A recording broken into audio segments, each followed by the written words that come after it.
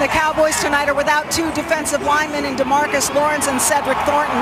The Buccaneers are without starting right tackle DeMar Dotson. He'll be replaced by Gosder Sherrillis, but they do get back wide receiver Adam Humphries and safety Chris Conti. All right, thank you, Michelle. Jason Garrett, head coach at Dallas. Dirk Cutter is the rookie head coach, first-year head coach, Tampa Bay. Dallas on top. Giants win again today. They're 10-4, so breathing down Dallas's neck. Atlanta at 9-5 beat San Francisco. Tampa Bay is 8-5, and New Orleans, they won it today over Arizona. So there are the standings up to the minute. Roberto Aguayo, who was their second-round draft choice, and he's had a spotty season, so the rookie from Florida State will kick off. Lucky Whitehead, who was left home last week, had missed some meetings and was late, so he did not play in the game at the Meadowlands, but he is back this week. Cowboys won the toss and elect to receive. So as usual, a crowd of more than 90,000 at AT&T Stadium ready, and away we go on Sunday Night Football. From the 1, Lucky Whitehead up to about the 24-yard line. A little pushing and shoving going on. And the Dallas Cowboys come out, and let's meet their offense. Dak Prescott, Mississippi State. Ezekiel Elliott, the Ohio State. Darius Bryant, Oklahoma State. Terrence Williams, Baylor. Cole Beasley, SMU. Jason Witten, Tennessee. Tyron Smith, USC. Ronald Leary, University of Memphis. Travis Frederick, Wisconsin. Zach Martin, Notre Dame. Doug Free, Northern Illinois. There is Elliott, leads the league in rushing by plenty. Almost certainly to win the rushing title. It starts right here by picking up about 5, thrusting to the 29-yard line. So Prescott, and most of you know the story by now, picked in the 4th round out of Mississippi State, 8th quarterback drafted, 20 touchdowns, 4 interceptions, with 2 of them coming in the game last week against the Giants.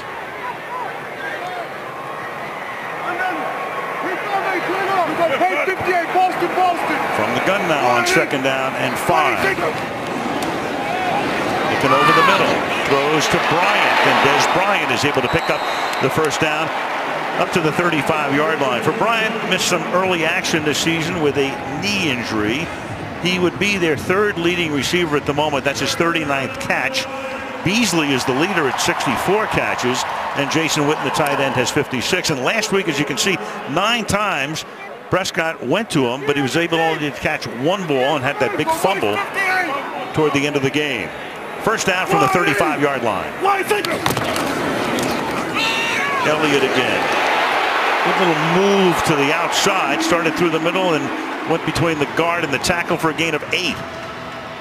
One of the things that Tampa Bay is a bit concerned about is they're a little undersized at the linebacker position, and this big Dallas offensive line is going to have the ability to step up, and if they can get through to that 2nd level, do some damage back there. The Bucs would rather play a bit of a speed game from that linebacker position.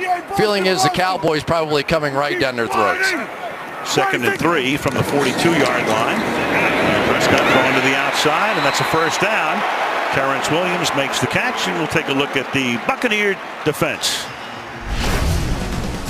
William Ghostin, Michigan State. Gerald McCoy, Oklahoma. Clinton McDonald, University of Memphis. Rob Ayers Jr., Rocky Top University. Quan Alexander, LSU. Devontae David, Nebraska. Vernon Hargraves, Florida. Keith Tandy, West Virginia. Bradley McDougall, Kansas University. Brent Grimes, Shippensburg University. Javian Elliott, Florida State.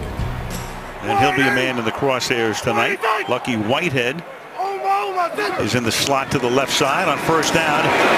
Big hole for Elliott, and then he leaps for another 4 or 5 yards for a 1st down. He says, feed me, feed me. They'll probably do that all night, gain of 13. They're going to go big power here. They're going to come across and just start playing power football, down blocking on those defensive linemen. You got Witten, you got Leary, and Doug Free coming across there, and here goes the hurdling machine. I don't think he thinks there's any hurdler or any tackler he can't hurdle out there. Great in high school, track star there. Star in the hurdles. Darren McFadden is in the game. First time he's been active this season. And the catch is made here by Des Bryant. That's a gain of 8. So a good-looking opening drive for the Cowboys, who won that toss and said, give us the ball. And right now, so far, so good at 2nd down and 2. Yeah, I thought that was kind of interesting, didn't you? That everybody's deferring these days, but all the talk and all the noise about all the struggles on the Dallas offense, and there's Mike Smith, whose defense has been simply sensational. So far in this one, they have been rocked back a bit. 2nd down and 2. Cowboys haven't even gotten to a 3rd down. That's been the bugaboo this season for them. A little toss here goes to Elliott, and Elliott will pick up the 1st down. So they keep the chains moving, and then a flag comes in, our first of the game. And I think this one, the initial indication is against Dallas, and that's going to negate what would have been a 1st down. Terry McCauley is the referee. Holding offense number 16. 10-yard penalty. 2nd down. That's Vince Maley. And that cost them a 1st down, moves him back. Yeah, he kind of got caught and just run over and looked like he tackled him. But this was why they were struggling now on 3rd down. It wasn't so much that they didn't have great plays, but they would get backed up. And sometimes they were in 3rd down and 12 and 3rd down and 15. And Jason Garrett saying, hey, I don't care what's going on out there. You're not going to convert many of those, even with Scott Linehan's terrific offensive line. Linehan, a few years back, head coach of the St. Louis Rams. Done a masterful job as the Cowboys OC. Let's see what he calls in here on 2nd down and 11. Bucs rush 4. Look out. Prescott cannot slip away, and he's going to go down at the 45-yard line, and some more pushing and shoving going on. Noah Spence, a rookie out of Eastern Kentucky, came flying in for the sack. Here comes the speed off the edge. This is exactly what they got Noah Spence for. And right now you're starting to see the Buccaneers and their pass rush come to life, in part because of Noah Spence, but I think in bigger part because Robert Ayers got healthy again. He was out from week 3 to week 7. He's been back. Now they have 3 terrific pass rushers on the inside, including Gerald McCoy.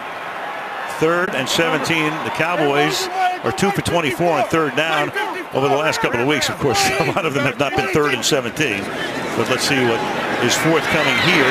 Over the middle, the catch is made. That's Witten, but well shy of the 1st down. Jason Witten makes his first grab of the night. That gets it to the 38-yard line. Bailey is capable of kicking a 55-yard field goal, but you want to bring him in here. Yep, as long as 56. And it looks like he may get a shot. Well, you've got the perfect conditions with the roof closed. So a 56-yard field goal to try to give Dallas the lead. Chris Jones to hold. First charge timeout, Tampa Bay. And 30-second timeout. Buccaneers take a timeout, 30-second timeout. There is the first-year head coach Dirk Cutter.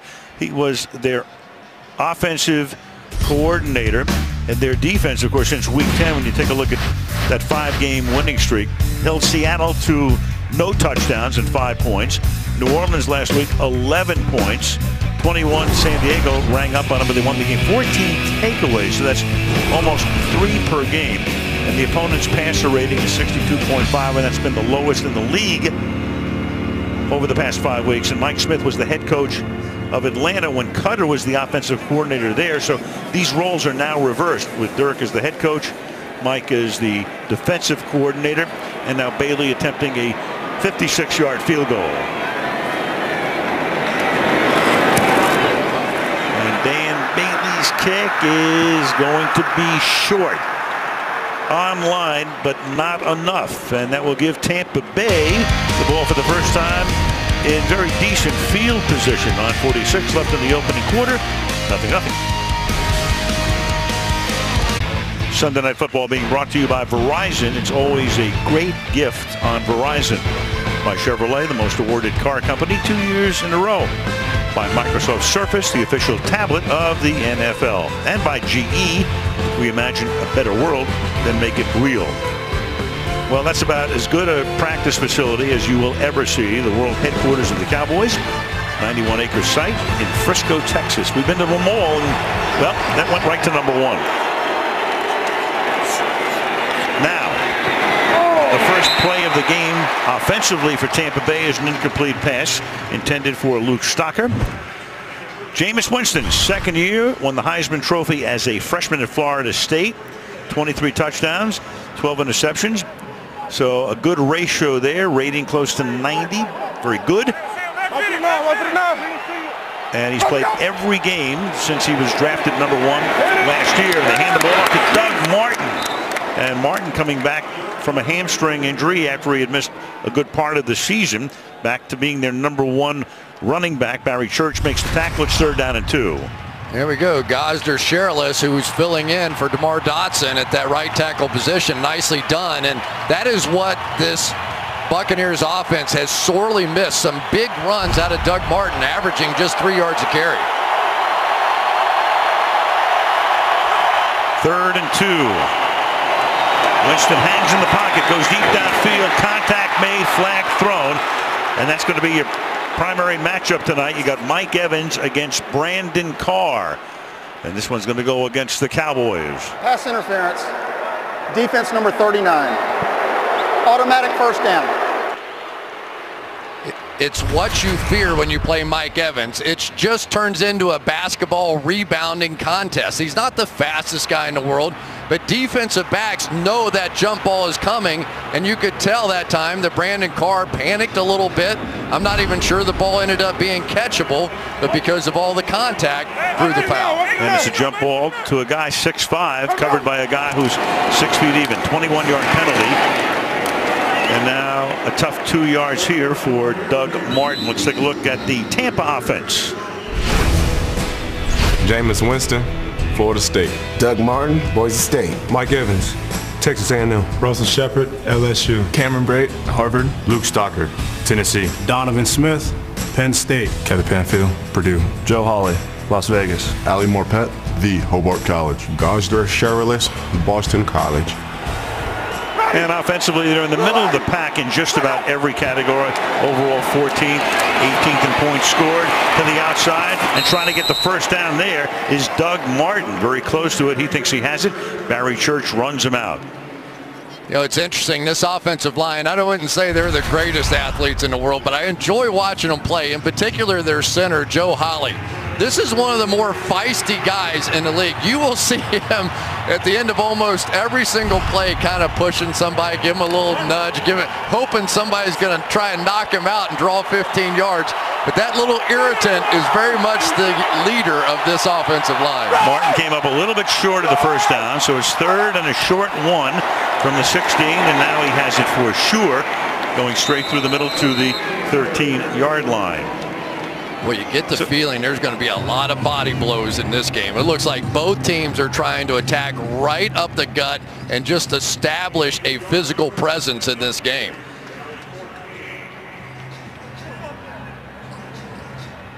Halfway mark of the first quarter. 6th play of the drive. They've thrown only 1 pass, that on the first play. Now they give it to Martin again. He was their #1 pick back in 2012. And let's take a look at the Dallas defense. Tom Crawford, Boise State. Malik Collins, Nebraska. Terrell McClain, South Florida. Jack Crawford, Penn State. Damian Wilson, Minnesota. Anthony Hitchens, Iowa. Sean Lee, Penn State. Brandon Carr, Grand Valley State. Barry Church, Toledo. Byron Jones, UConn. Anthony Brown, Purdue University. So now it's 2nd down and 10 from the 14-yard line. Winston hangs in the pocket and throws, and that is caught at the 6 by Adam Humphries, missing last week's game. He was in the concussion protocol, and that's a gain of 7, so it'll be 3rd down and 3. They spot the ball at the 7. Yeah, the 3 wide receivers or receivers you have to think about. Mike Evans, 13, Cameron Brate, their tight end, and that guy, number 11, Adam Humphries. They're the big 3, big drop-off after that. Cutter calls the plays, made his chops as an offensive coordinator. Charles Sims is in the backfield on 3rd down. And Winston fires, and that is knocked down inside the 5-yard line. Intended for Cameron Brate, knocked down by Byron Jones, and Tampa Bay will have to settle for a field goal attempt. One of the really top-end cover safeties around. He has played some slot cornerback, but typically with his size and length, when he gets on tight ends, he's able to undercut throws like that, and that was a big play. Now Roberto Aguayo missing 7 field goals, 2 extra points. He's been better of late. Traded up to get him in the 2nd round, so a lot obviously is expected of him over the years. 25-yard attempt, and that one is good. So the missed field goal gave Tampa Bay good field position, and they cash in 3-0. Do not miss a moment of tonight's game with the NBC Sports app. You can watch the game anywhere, live on your laptop, tablet, and connected TVs. AT&T Stadium in Arlington. Man, time goes by a little quickly here. 8th season that the Cowboys have played here. It is an amazing place. Come out and walk around and take a tour if you haven't done it. Old Texas Stadium, just a memory. From the 2-yard line, Lucky Whitehead brings this one back to the 26-yard line. That's where the Cowboys set up shop for their 2nd drive. Holiday season, the Tonight Show with Jimmy Fallon. Always a great array of guests. Among those popping in next week, Denzel Washington, Tony Bennett keeps rolling along on the Tonight Show with Jimmy Fallon all this week on NBC. 2nd drive begins at the 26-yard line. Elliott, the running back. Fake to him. Prescott rolling and fires to Witten, and Witten makes his 2nd grab. Forward progress will net him about 8 yards. Tackled by the safety Bradley McDougald. 2nd down and 2. Just know this, that these 2 quarterbacks are going to be out of the pocket making plays tonight. They are 2 of the absolute best in football, and so much of their production comes off of plays just like that. Make it look just like a run, get the quarterback outside.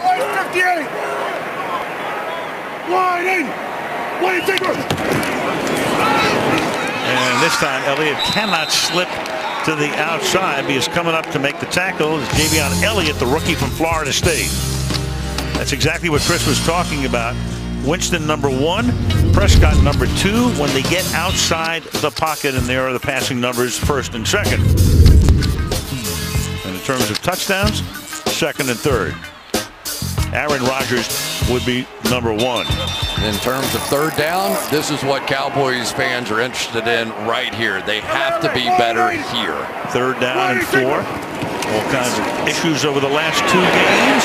And this time they convert. He goes to Beasley, who's become his main man. Now the ball comes out at the end of the play, but the play was whistled dead. Down at the 46-yard line, covered by Hargraves, and that's a gain of 22. Well, they put him in motion across the formation, then slant everybody inside, so it really leaves the rookie Vernon Hargraves all by himself. And already tonight, Al, what we've seen is they've gotten their playmakers going. It was everybody struggling. Beasley was struggling. Bryant was struggling. Just Jason Witten didn't get as many balls. So all these guys now have some early touches to get them going.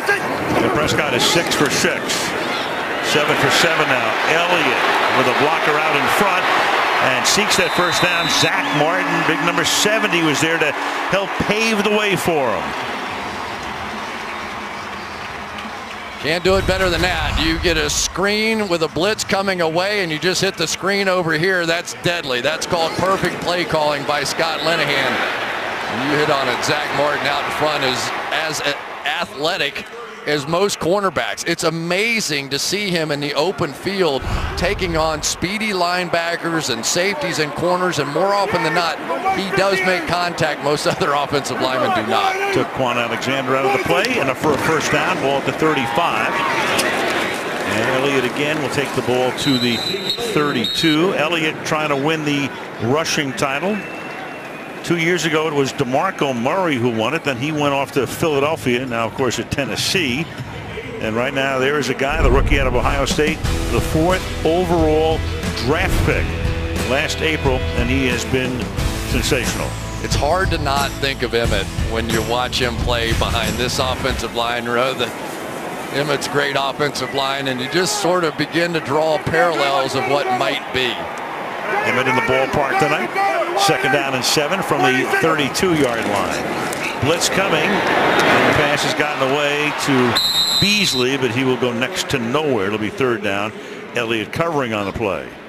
Yeah, and one of the things that everybody in the last couple of weeks have pretty much determined they're going to do is they're not going to let Dak Prescott sit back in the pocket, pat the football, comfortably look around like he's playing 7-on-7 in practice. We have seen the Vikings come after him. We saw the Giants come after him. And so far, so have the Buccaneers. Well, you heard Jason Garrett at the top talk about he won't blink. All he is 8 for 8. 3rd and 6. Does he make it a perfect 9? He will. That's to Dunbar. So not only 9 for 9 passing, but he has now hit 6 different receivers. Nice route by Lance Dunbar. And let's take a look at Dak. He's going to look left, come across the middle, nope, and all the way back. That's when you get that kind of protection. And just a 4-man rush that time by the Buccaneers, you can go across the field and comfortably find those open receivers. Nicely done. A minute and a half to go in the opening quarter. And he sends Elliott out to the left. Looking that way, under pressure. Reverse spin, fires, and that's his first incomplete pass of the night. Intended for Cole Beasley. It'll be 2nd down and 10. Well, you see some of the mobility there, and you could tell what Dak was trying to do. It was Quan Alexander who was in the throwing lane, and he needed his receiver Beasley to move out a little bit more. He went back inside, and there just was nowhere to throw the ball. He just needed Beasley to slide with him a little bit, and you saw him as soon as that throw was out of there sort of go, man, keep going, man.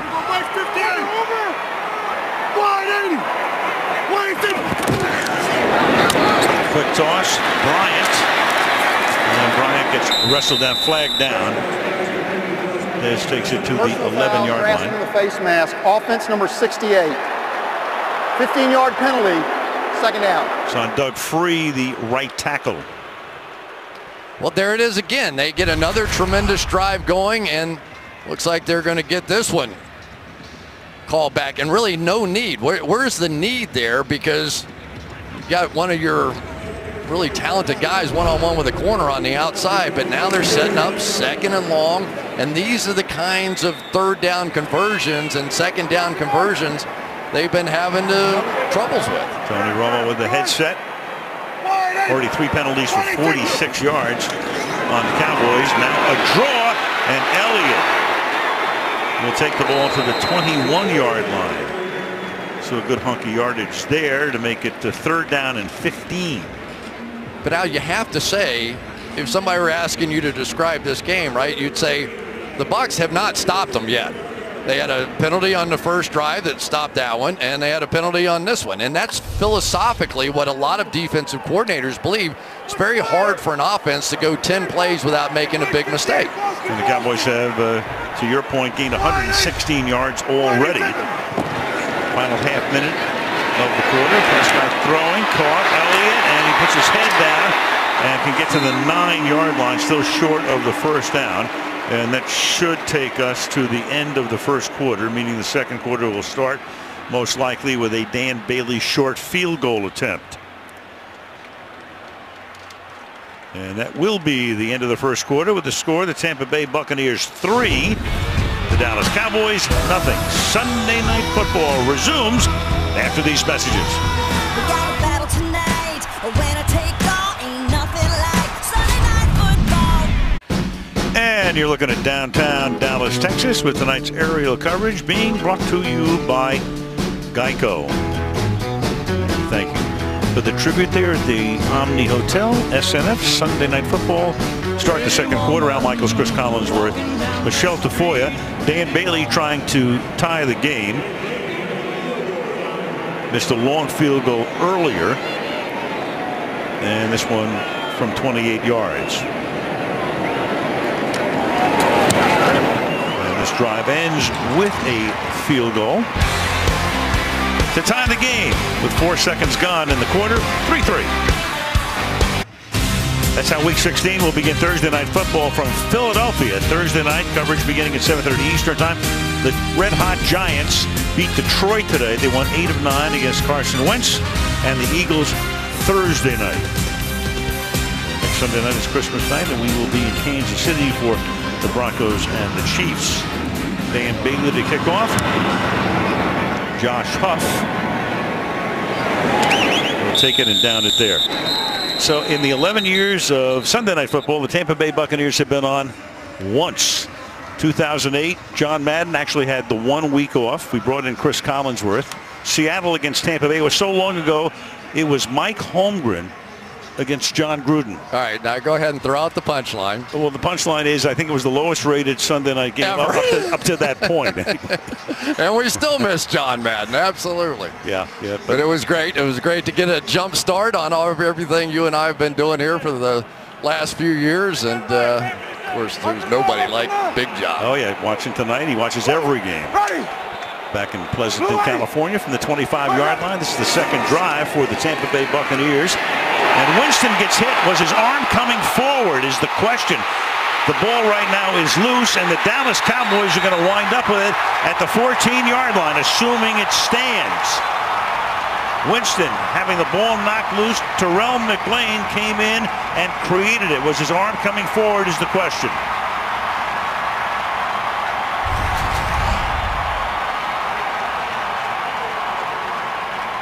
Yeah, that ball was an empty hand moving forward.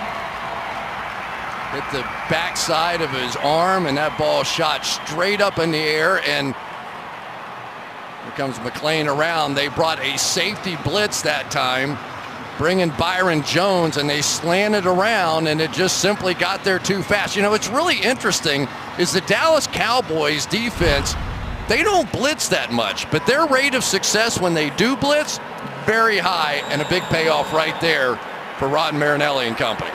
Their third least in terms of frequency of blitzes. Malik Collins was the man who recovers it. And now at the 14-yard line, the Cowboys have had the ball almost the entire game, and they give it to Elliott, who swings to the outside. And Elliott will take the ball to the 7. He is some runner. Bradley McDougald makes the tackle, gain of 7, second down and 3, and Elliott has already gained 44 yards in a quarter and half a minute. One of the untold stories, I think, is this guy right here, Ronald Leary, who has come in and took over for Lyle Collins at that left guard position. A lot of conversation that maybe he would have been traded before the season. A little holdout, all that. Thank goodness for Cowboys fans they did not. He has been sensational since Collins got hurt. And now he rides Elliott, who takes the ball very close to a first down. Yeah, I bet you Jason Garrett on the sideline went over there and said, guys, if you just don't hold anybody or don't grab any face mask, we're going to go up and down the field against these guys. And it's so frustrating as a coach when you end up beating yourself on the first couple of drives, then you catch a break from your defense, and what has been winning games for Tampa, all the turnovers they've gotten, and now it gets reversed. So the Cowboys will run their 22nd play of the game to Tampa's 9. They've had the ball 12 minutes and Tampa's had it for 4. They come in with Elliott and McFadden. Darren McFadden just activated, sets up as the fullback, and they give it to him, and he takes it to the 1-yard line. He hurt himself in the offseason, elbow injury, had surgery. He was the #1 draft choice a few years back of the Oakland Raiders. He was their primary runner last year. He gained over 1,000 yards, and this is his first action of the season tonight. Yeah, good lesson for all of us. He dropped his cell phone and took a dive to make sure it didn't break. Instead, he broke his elbow. Broke his elbow. They drafted Elliott, and McFadden finally is able to get back in. First down and goal now from the 2-yard line. And 6 offensive linemen in the game as they continue their power football. Only Bryant spreads out. Second charge timeout, Tampa Bay, 30-second timeout. Well, how excited were the Buccaneers? Here's Gerald McCoy before the game. We don't get enough recognition. Yeah. Don't nobody know who we are. Why is Mike Evans not getting all the credit he deserves? Why is Jameis behind other quarterbacks? Why is our O-line not talked about like they O-line? And guess what? One game on tonight, and it's us. No more excuses.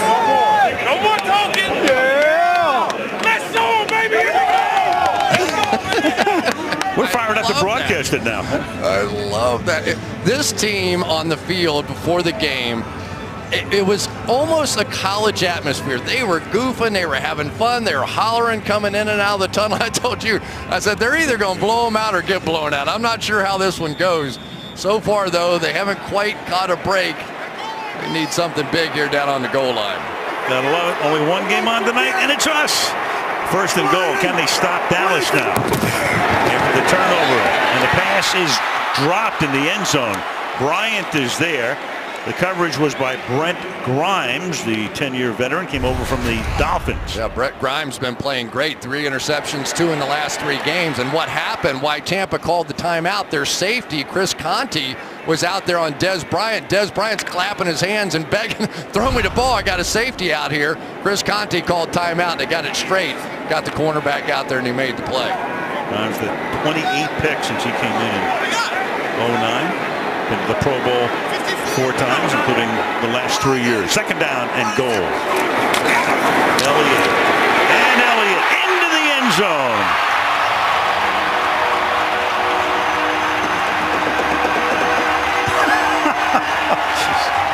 Oh, man.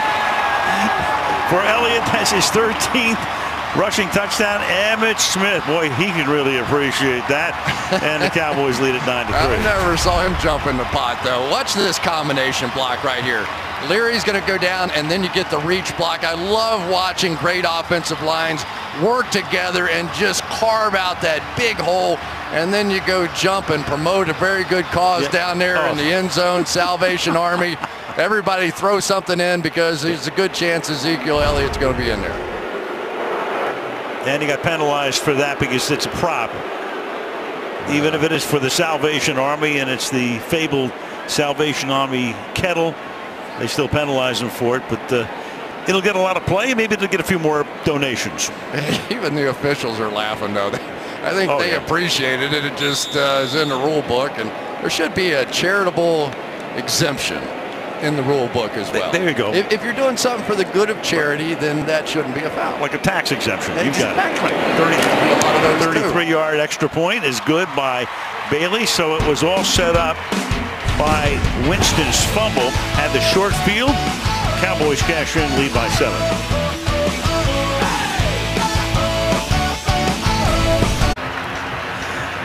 Well, there is Zeke Elliott. He's looking at the board, the big board here, and it was showing him going into the Salvation Army kettle.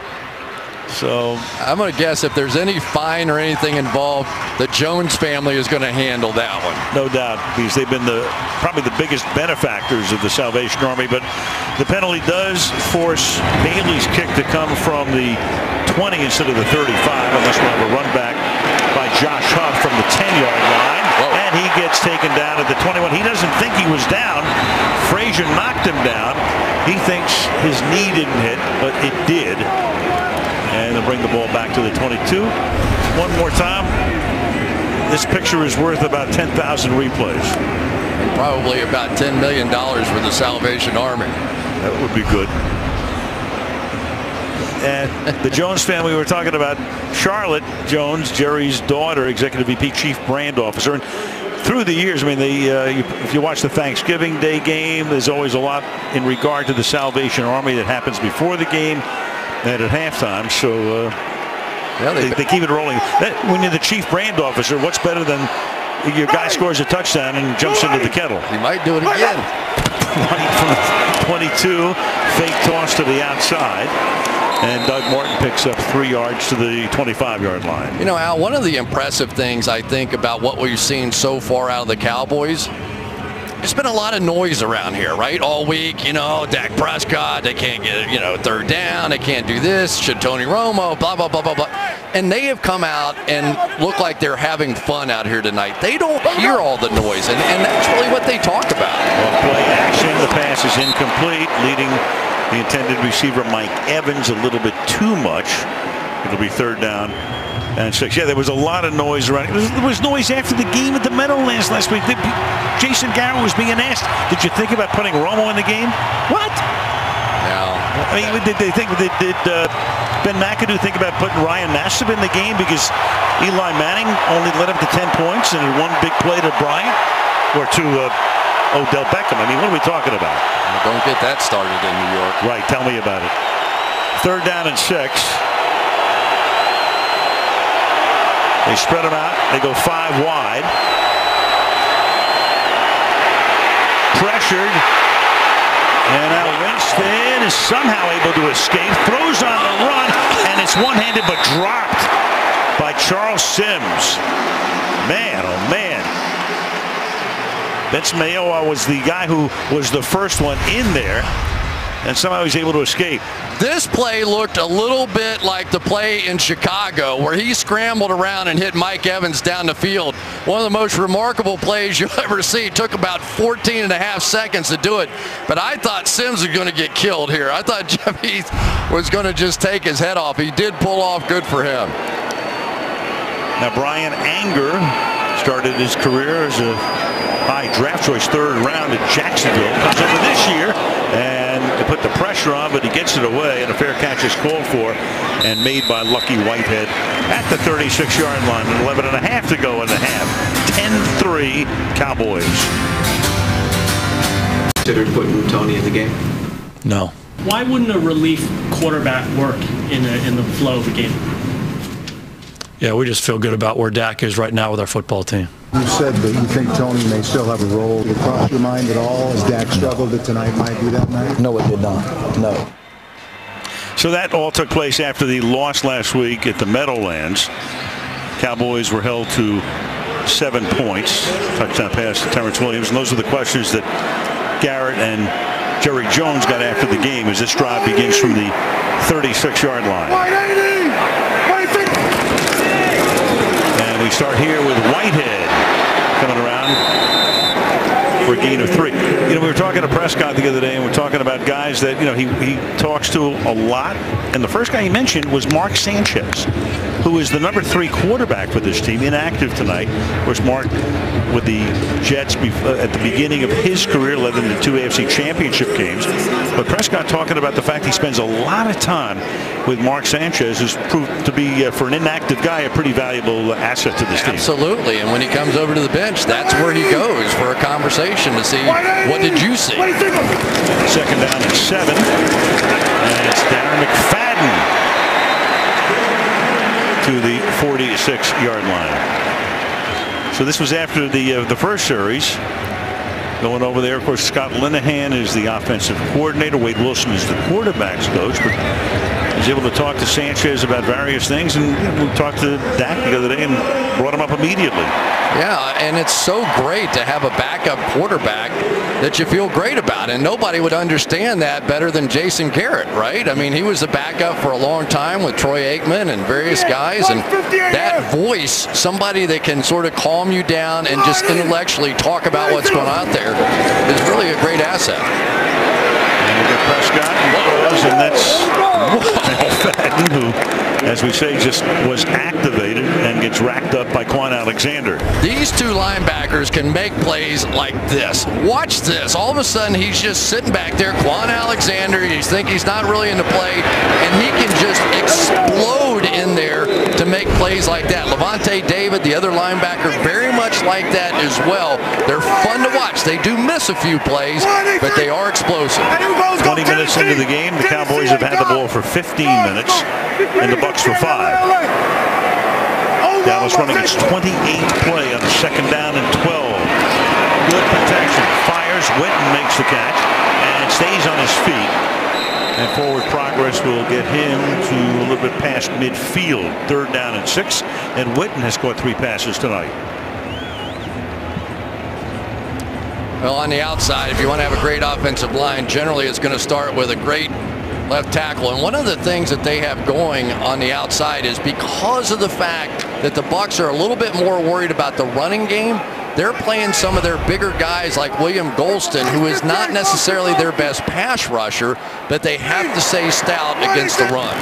Prescott is 12 of 14, chased out.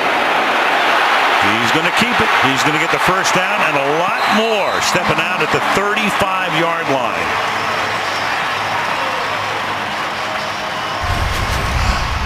They tried to go with a stunt inside, and what happened, it opened up that edge, as they send both guys inside Tyron Smith. And Dak Prescott is just so adept at feeling that. You know, great quarterbacks don't necessarily see that. They just feel when all that pressure goes and flows inside. Goes right to the outside for the first down. Doesn't run all that much, or less than 4 times a game, but he has a 4.5 average. Cowboys good on third down tonight after being terrible the last 2 weeks, 4 of 6. And the pass to the 21-yard line is dropped. It's incomplete. Terrence Williams, the target, covered there by Grimes. Second down. Brent Grimes gets a lot of interceptions, and here's how he does it. He's looking back in at Dak Prescott. You see his eyes really don't go to Terrence Williams. He's looking at the quarterback, and the minute he comes back, that's when you see Brent Grimes go. Almost all the defenses for the Buccaneers, everybody in that secondary is looking back in at Dak Prescott. Empty the backfield on a 2nd and 10. Witten, the tight end, on the right side. He goes over the middle, and the pass is thrown to him at the 30-yard line. Covered there by Keith Tandy.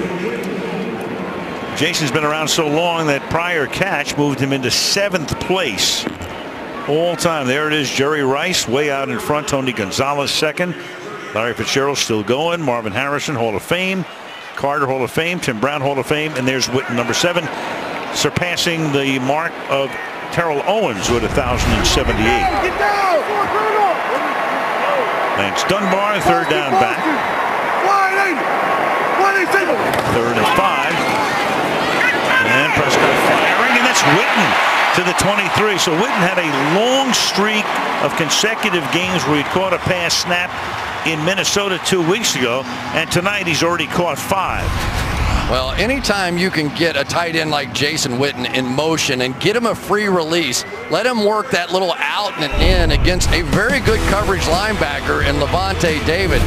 But you can see now the way that Dak Prescott is starting to get the ball. If you start working from the inside out as a quarterback, if you get Jason Witten going, things are going to open on the outside for Des Bryant and company. And they have tonight. Witten sitting up in the slot. He flares out after looking to block at first, and the catch is made at the 1-yard line. Bryce Butler hauls it in. Exactly the cover on the play, so that's 8 different receivers now for Prescott. So what happened there? They go hard play action inside, get their quarterback to the outside. They've been working the middle of the field. Now you go bootleg, and go figure, now you've got Bryce Butler out there making plays. So they are distributing the ball across the board tonight. 15 completions to 8 different receivers. The back is McFadden, and Prescott's going to take it in.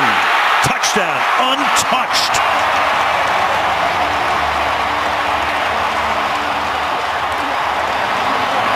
Plays, good balance, 4 rushes, 6 passes, 2 for 2 on third down, and a 2-touchdown lead. Wow, you're going to get a little double team there and a single block there. And Al, what do you think? Could you have made it? Well, that's as big a hole as John Ryan ran through in the Thursday night game on the fake punt. Wow. I think the Cowboys came out with a little purpose tonight.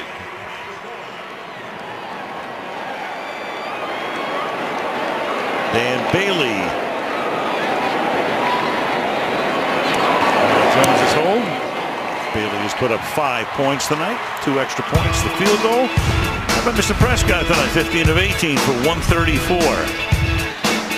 6:24 to go. To the half. 17-3 Cowboys. Wednesday night is rivalry night on NBC SN. And our National Hockey League battle this week, the Capitals and the Flyers. Alex Ovechkin, Claude Giroux. Wednesday night, Washington and Philadelphia hockey. AT&T Stadium, about a 30-minute drive from downtown Dallas. With not a lot of traffic as the kick is down in the end zone. 6:24 to go in the first half. 17-3 home team. Well, if you just tuned in, those numbers, I think you can figure out who's ahead here. It's 17-3, 15 of 18, 8 different receivers. for Prescott. Meanwhile, Tampa Bay has hardly had the ball for 5 minutes out of 23 and a half. And they start this drive from the 25-yard line. Nothing doing there. And Doug Martin gets taken down. So for Jameis Winston, he's actually a year younger than Prescott, even though Prescott's the rookie. 22 years old, overall #1 in 2015. Tampa Bay was 2-14 the year before. Won the national championship on his 20th birthday when Florida State beat Auburn. He was the offensive MVP of the game. 2 years there. He could have, had he opted to, maybe someday been playing across the parking lot with the Texas Rangers play, and that pass is caught up at the 40-yard line by Mike Evans. Like a lot of guys like Russell Wilson, he was a good baseball player as well as a great football player. Yeah, he could pitch and hit, couldn't he? He was pretty darn tough as they go here to the hurry-up offense. So they pick up a first down on that pass, and Martin swings to the outside. He gets wrestled down after a short gain by Sean Lee. Sean Lee is borderline unblockable. I mean, anytime you get this guy, watch offensive linemen trying to catch him. This time it's Kevin Pamfield. They just don't get there, and it doesn't look like anything, but he does it play after play. What do you have, 18 tackles in the game the other day? You thought he was going to make all of them before it was over. Has not missed a single snap this season. And that's for a guy who's had his share of injury difficulties during his career. Second down and 8. Blitz coming from Standrick, and the pass has gotten away and into Dallas territory. Mike Evans, former Texas A&M star who caught his college passes from Johnny Manziel. Nice job here on the left side. It was Jameis Winston who basically caught the blitz that time by Orlando Scandrick, checked out of it, and made the easy completion. So the Bucs pick up their 4th first down. Now they run a draw. Nice gain here for Doug Martin. Pickup of 6 yards. Takes the ball inside the 40. Yeah, and so much of what this offense can do, in my mind, revolves around Doug Martin. If they get the running game going, the official just took a dive. They get the running game going, the rest of this will work. Fake toss. And Winston's going to pick up the first down and step out of bounds. So they pick up the pace on this drive and looking good so far.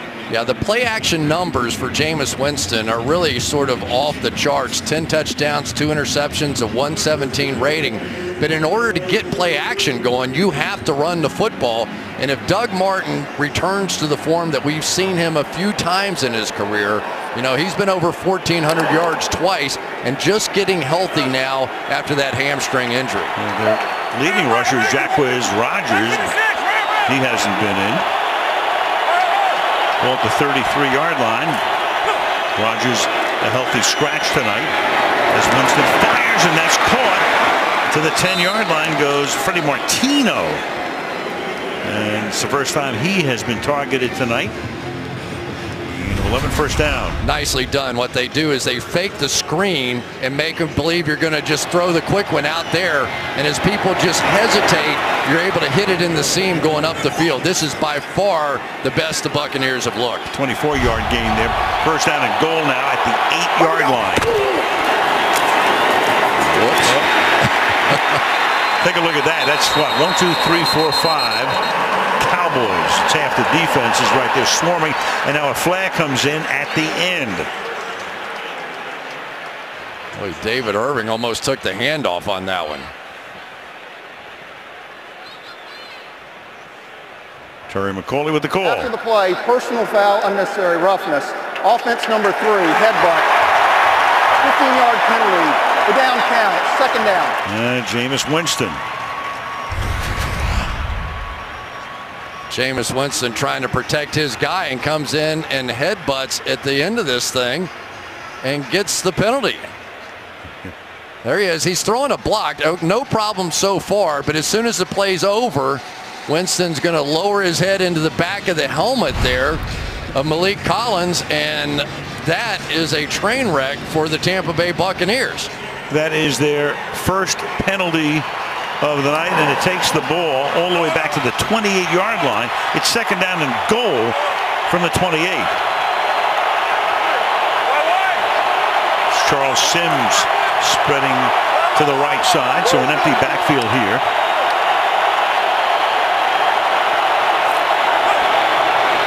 And now you've got a flag, and they're going to whistle that play dead. Benson Mayowa from the right side unabated to the quarterback. Neutral zone infraction. Defense number 95. Unimpeded to the quarterback. 5-yard penalty. Second down. Yeah, one of the things that Dirk Cutter talks about with Jameis Winston is you've got to have a passion on the field, and that's good. But emotion that gets away from you is something bad, and they talk about that a lot with Winston. That time you saw the emotion, and it hurt his football team. Controlled passion is what you're looking for. Sims flanking Winston in the backfield on second down and goal. 4-man rush. And then a little dump off pass. Sims, nice move there to get away from Lee and takes the ball to the 16-yard line, where it'll be third down and goal, and that's going to take us in all likelihood to the 2-minute warning, which indeed it does. So 2 minutes to go in the opening half at AT&T Stadium in Arlington, Texas. It's Dallas 17, Tampa Bay 3 on Sunday Night Football. So to halftime, Aaron Rodgers late bomb to Jordy Nelson. Packers win their 4th straight. Ben Roethlisberger on the gifts he's getting his offensive line for Christmas. Giants looking to clinch a playoff berth, playing the Eagles on Thursday Night Football. Red hot, they won 8 of 9. Now it's third down and goal here from the 16-yard line. Winston in the pocket, fires, and it's incomplete. It's Adam Humphries who was the intended receiver. Passed much too high. Byron Jones got his hands on it, and they'll have to settle for a field goal attempt. You know what's really interesting about that is they have 2 great seam runners going down the field. Cameron Brate and, of course, Mike Evans. And the one smallish receiver that they have out there is the guy who actually got the ball there, Adam Humphries. So many times with this offense, when you see them be really sharp, it's not necessarily guys wide open. It's just guys getting body position, and Winston throwing it up high to him. Right, he had Skandrick fronting him. He had Jones behind him. And so Aguayo will try to make it an 11-point game with a 34-yard field goal attempt, which he does with 1:52 to go in the half. Down to 17, Tampa Bay 6. Well, the Glazer family has owned the Tampa Bay Bucks for a ton of years. Malcolm Glazer passing away a few years back, and his sons running it. Avram and Joel and Ed and Brian have watched this team through thick and thin. And of course, the thick would have been the Super Bowl victory in 2002 in San Diego when they routed the Oakland Raiders. Big John Gruden and company. Yes, sir. Gruden coming over from Oakland in a trade.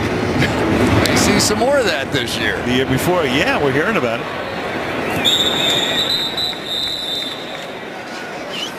Sunday Night Football being brought to you by the 2017 Kia Sorento. Learn more at kia.com.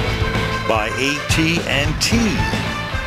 By Bose, get closer. And by Nationwide. Nationwide is on your side. They call it the Ugly Christmas Sweater Shop here in Dallas. The people will wear those things next week in Kansas City. What do you think? Or that. Football fans are the greatest. Right. On the 25-yard line. He's in there. Short throw. It's Bryant who gets pushed back. Forward progress will net him about 4 yards. Second down. Clock running down. Dallas has all of its timeouts. Second down, call it 5 now from the 30. Good protection. And the pass caught up at the 44 by Dez Bryant. That's a first down. Clock ticking down to 120. 14-yard gain. Boy, with just Ezekiel Elliott coming out, these linebackers are paying too much attention to him. You've got to get your depth on those drops. They're throwing it right in behind them. The 44. And that's Jason Witten making the catch. Talked about that long streak that he had as we go down under a minute. He had 130 consecutive games. That's over 8 years worth. Snapped 2 weeks ago in Minnesota. Then tonight, he's already caught 6. This offense looks like a machine tonight. Second down, 5. Catch number 7 to the 43, and now they will use their first timeout, and we will be back in 30 seconds. So that Bucs defense, and that's the reason for their turnaround, giving up less than 13 points a game over the last 5, but tonight already 17 and 238 yards. And the Cowboys aren't done. Now Prescott moving forward, throws. That's caught. Close to a first down. Bryant making the catch at the 33-yard line, and Dallas uses its second timeout. There's a flag, however. 65. 10-yard penalty. First down. Don't have to use that timeout. That's Ron Leary costing them the yardage. And this is what's really been working for Tampa Bay. Robert Ayers, right up there, if I can draw it, is going to be able to take advantage, and him inside has been a really powerful force because you get that speed working in there, and it's so tough on those guards, and he drew the foul there. So now 1st and 20 back at the 47-yard line. Prescott, and that's caught by Bryant, and that'll be a first down to the 30-yard line. And now the Cowboys will take their second time. You know, on this drive, Prescott, he backs up. He stands in the same place. He hasn't had to move, 2 steps in either direction. Bango, on the money. Yeah, and here's what's going on here. You get these linebackers jumping the underneath routes here, and you get Dez and company going right behind them. In this situation, at the end of the half, let them check it down to the running back. You don't care about that, but you cannot allow Dez Bryant to work in behind your defense. And because of the protection you're talking about, there's so much time to work in behind those linebackers. Look at that pocket. Cowboys on a pace to gain well over 500 yards tonight, 261. They've had the ball 20 minutes to 9.5 for Tampa Bay. Can they get on the board again before halftime? And this time he's pressured, and down he goes. So he stood his ground, but that time Levante David came in. And a timeout taken here, back in 30 seconds. Jason Garrett, 6th full season plus a half a season when he took over for Wade Phillips in the middle of 2010, and the 57-year-old Dirk Cutter, Boise State head coach, Arizona State head coach in years past, first year in Tampa Bay. Now Prescott's going to throw deep down the right sideline and 2 deep, intended there for Dez Bryant. So with 17 seconds, it's going to be 3rd down and long. I tell you, Brent Grimes does a lot of good things on the back end. He really does. He understands. He basically bluffed Dak Prescott into that throw. He looked like he was playing the underneath coverage, but still had plenty of room to drop back underneath Dez Bryant. Last week, the Cowboys in that game against the Giants, precipitating all of the stuff at quarterback, they gained 260 yards. Tonight, already 255. At the end of the half here, 3rd and 16, and that's caught by Witten, but only to the 34-yard line. So it's 4th down, and Bailey will come in to attempt another long field goal. Well, you could tell what the thought was there, that they wanted to basically pick up about 4 or 5 yards and make that field goal easier, but there was plenty of room to work it down the field a little bit more than that. So he made a chip shot field goal from 27, missed the other one from 56. Missed one at the Meadowlands last week from a mile out that hit the crossbar. And this one's from 52. Chris Jones to put it down. And Bailey's kick is no good. And that's kind of man bites dog stuff. Stop the presses when Bailey misses 2 out of 3. Yeah, well, he's had a bunch of these long-range kicks, and sometimes when you're short, as he was on the first one, what do you do with your driver? You load up a little bit and swing a little harder, and you get that hook going. So Bailey has been, for a while now, the all-time leader in field goal percentage, but missing 2 out of 3 tonight. We want to send our best to Justin Tucker, the Baltimore Ravens field goal kicker, who just moved in to first place, at least for the moment. There you go. You know, he is something, too. Yep. I don't think he's missed forever, at least when we've called the game. Justin's broken into an aria now that he knows that, right? Yeah, our opera singer. Over the middle, that pass is caught at the 44-yard line by Brake, the tight end. They finally go to him, and they take a timeout here with 3 seconds, back in a half a minute.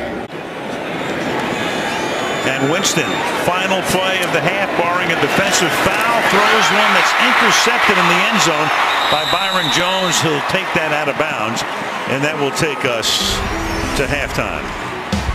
Bucks will get the ball to start the second half. Halftime score 17-6. First, here are today's top performances presented by Microsoft.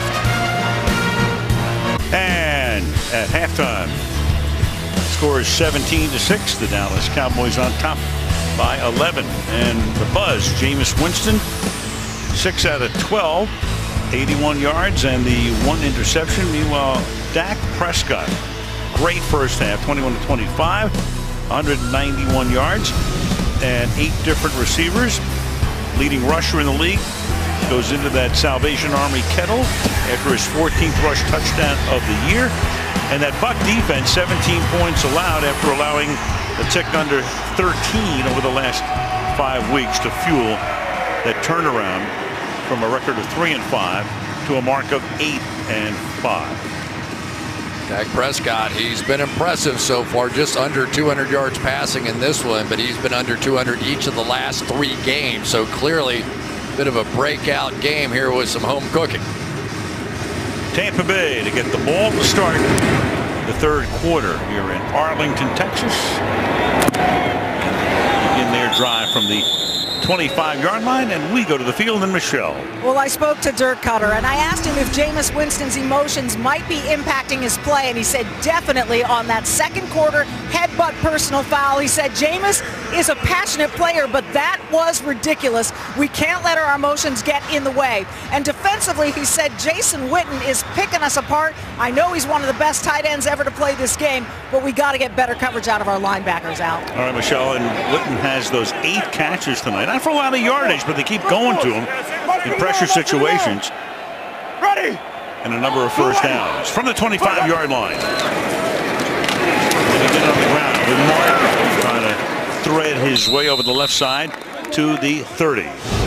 Well, no question about it. The linebacker play on Dallas's side of the ball has been much better with Sean Lee. He was all over the board here in the first half. We've seen their last couple of games, and he's been doing this for the last few weeks, probably playing as well as any linebacker, not just against the run, as some of these have been, but clearly one of the better coverage linebackers as well, and Sean Lee doing it again tonight. 2nd and 5, they toss it to Martin, and Martin with a nice spinorama out to the 36-yard line, gain of 6, and a first down for the Bucks. Yeah, and they have to get this going. They had some success going with the hurry-up offense at the end of the first half and trying to come back with a little pace. But if Doug Martin gets going, this is an offense capable of playing. They really have not dropped off during this win streak, averaging about 22.5 points, and they are under par right now. Dirk Cutter says Winston is at his best play action. Showed you before that he was the #1 passer in the league when he gets outside the pocket. So Crawford come off for the moment for Dallas, and the pass downfield is incomplete, a little bit too high, intended for Josh Huff. 2nd down and 10. Yeah, just a bad throw there. I mean, they had what they wanted, the single high safety, and you just have to be able to hit this thing. This is as good as you can get, safety way back in the middle of the field. Now, I know he's used to throwing some of those big targets down the field with Mike Evans and Cameron Brate, but he missed that one. So Winston now under 50%, 6 out of 13. 2nd down and 10. There's your play action, but pressure is put on, and he's forced to just sling it into the Cowboy bench. Mayowa and Collins put the heat on that time. 3rd and 10. Down the field, here's the guy he likes to go to out of Harvard, Cameron Brate, but Sean Lee all over that and taking that one away, which forced the scramble. Look to the outside to Russell Shepard. He was not there, had to throw it out of bounds. 3rd and 10.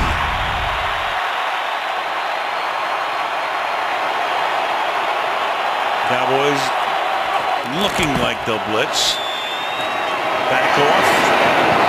And the pass is caught. Mike Evans goes to the ground and somehow is able to corral it. And that'll be good for a first down.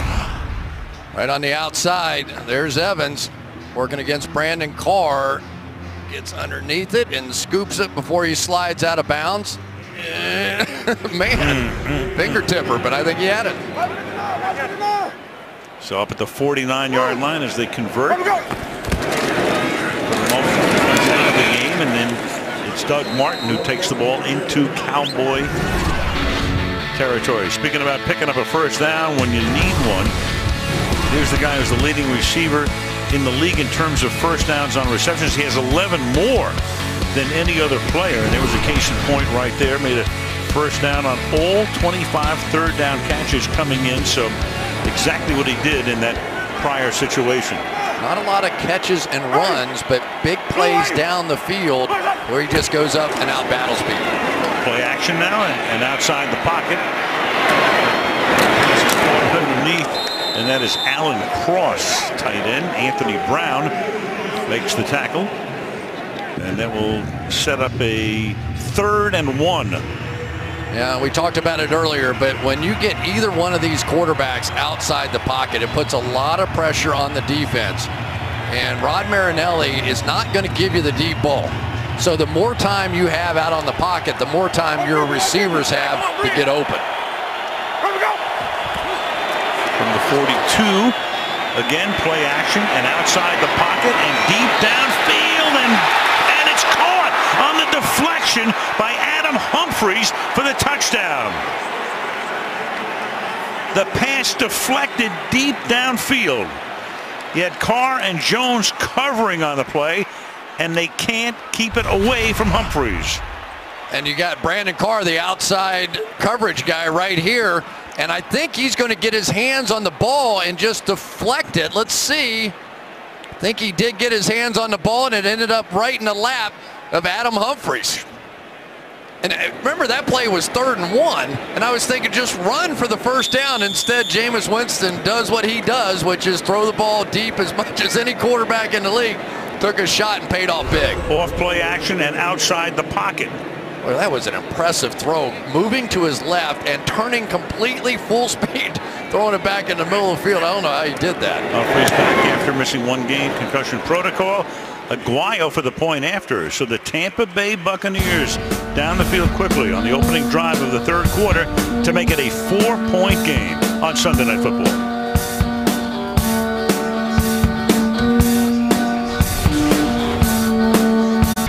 Sunday Night Football being brought to you by Southwest. Yes to low fares with nothing to hide. That's transparency. By Mercedes-Benz, the best or nothing. By Samsung Pay, turn your phone into your wallet. And by Navy Federal Credit Union, proudly serving the armed forces and their families. Well, you talk about a thrill. Yesterday, right here, the Highland Park Scots won the Texas 5A state championship. Jerry Jones, his grandson, quarterback John Stephen, offensive MVP.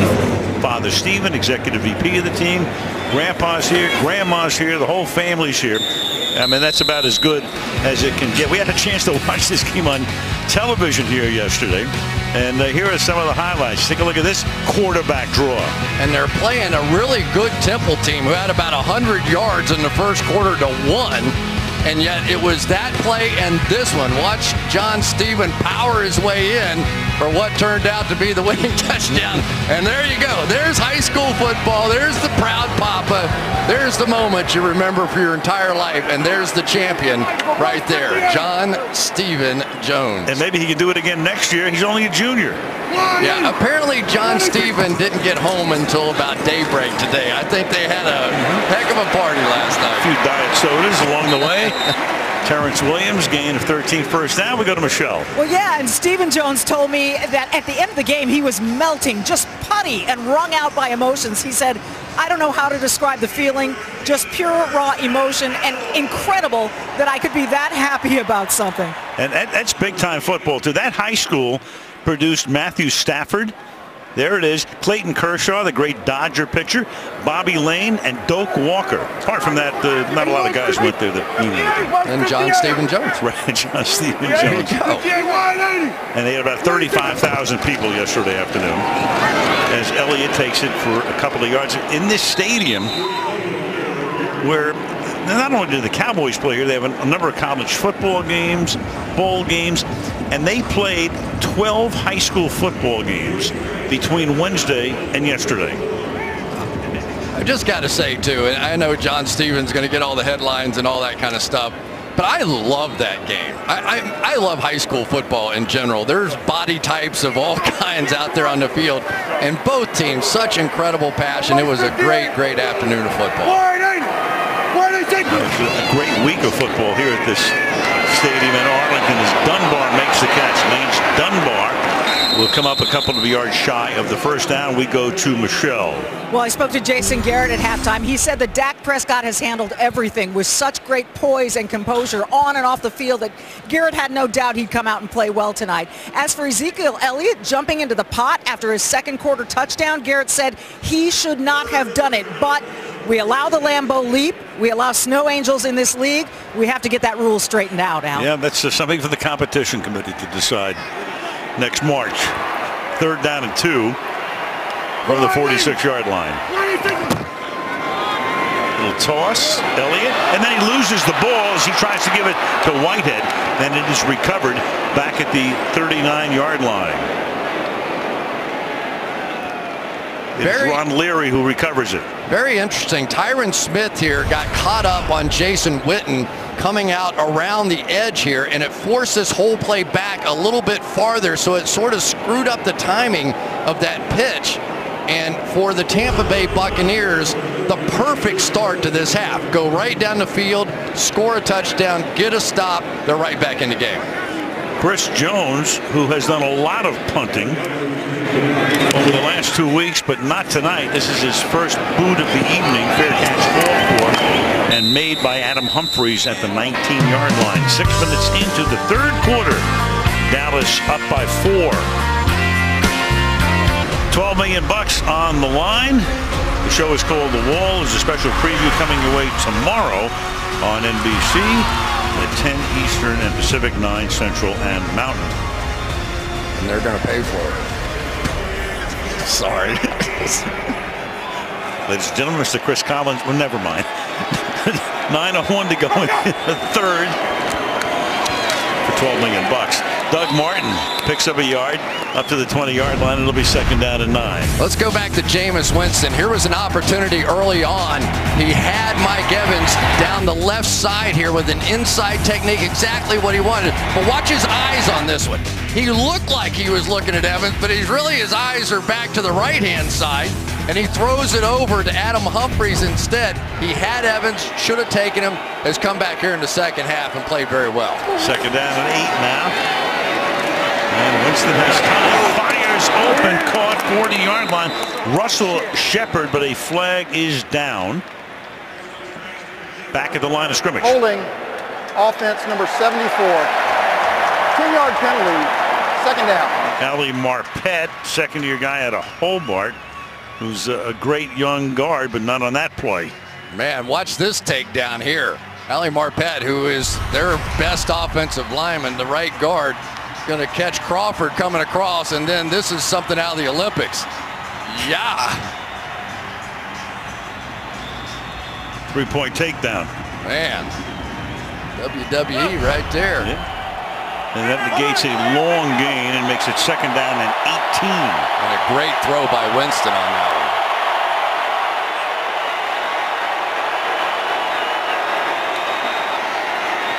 Good protection again. And another fine throw. And that's up to the 29. And that's Shepard.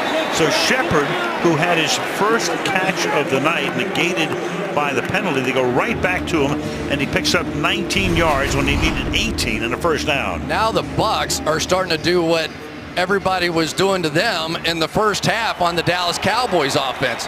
Just try and get the attention of that underneath coverage with those backs and tight ends. Hit it in behind. Whoa. And then, is that caught?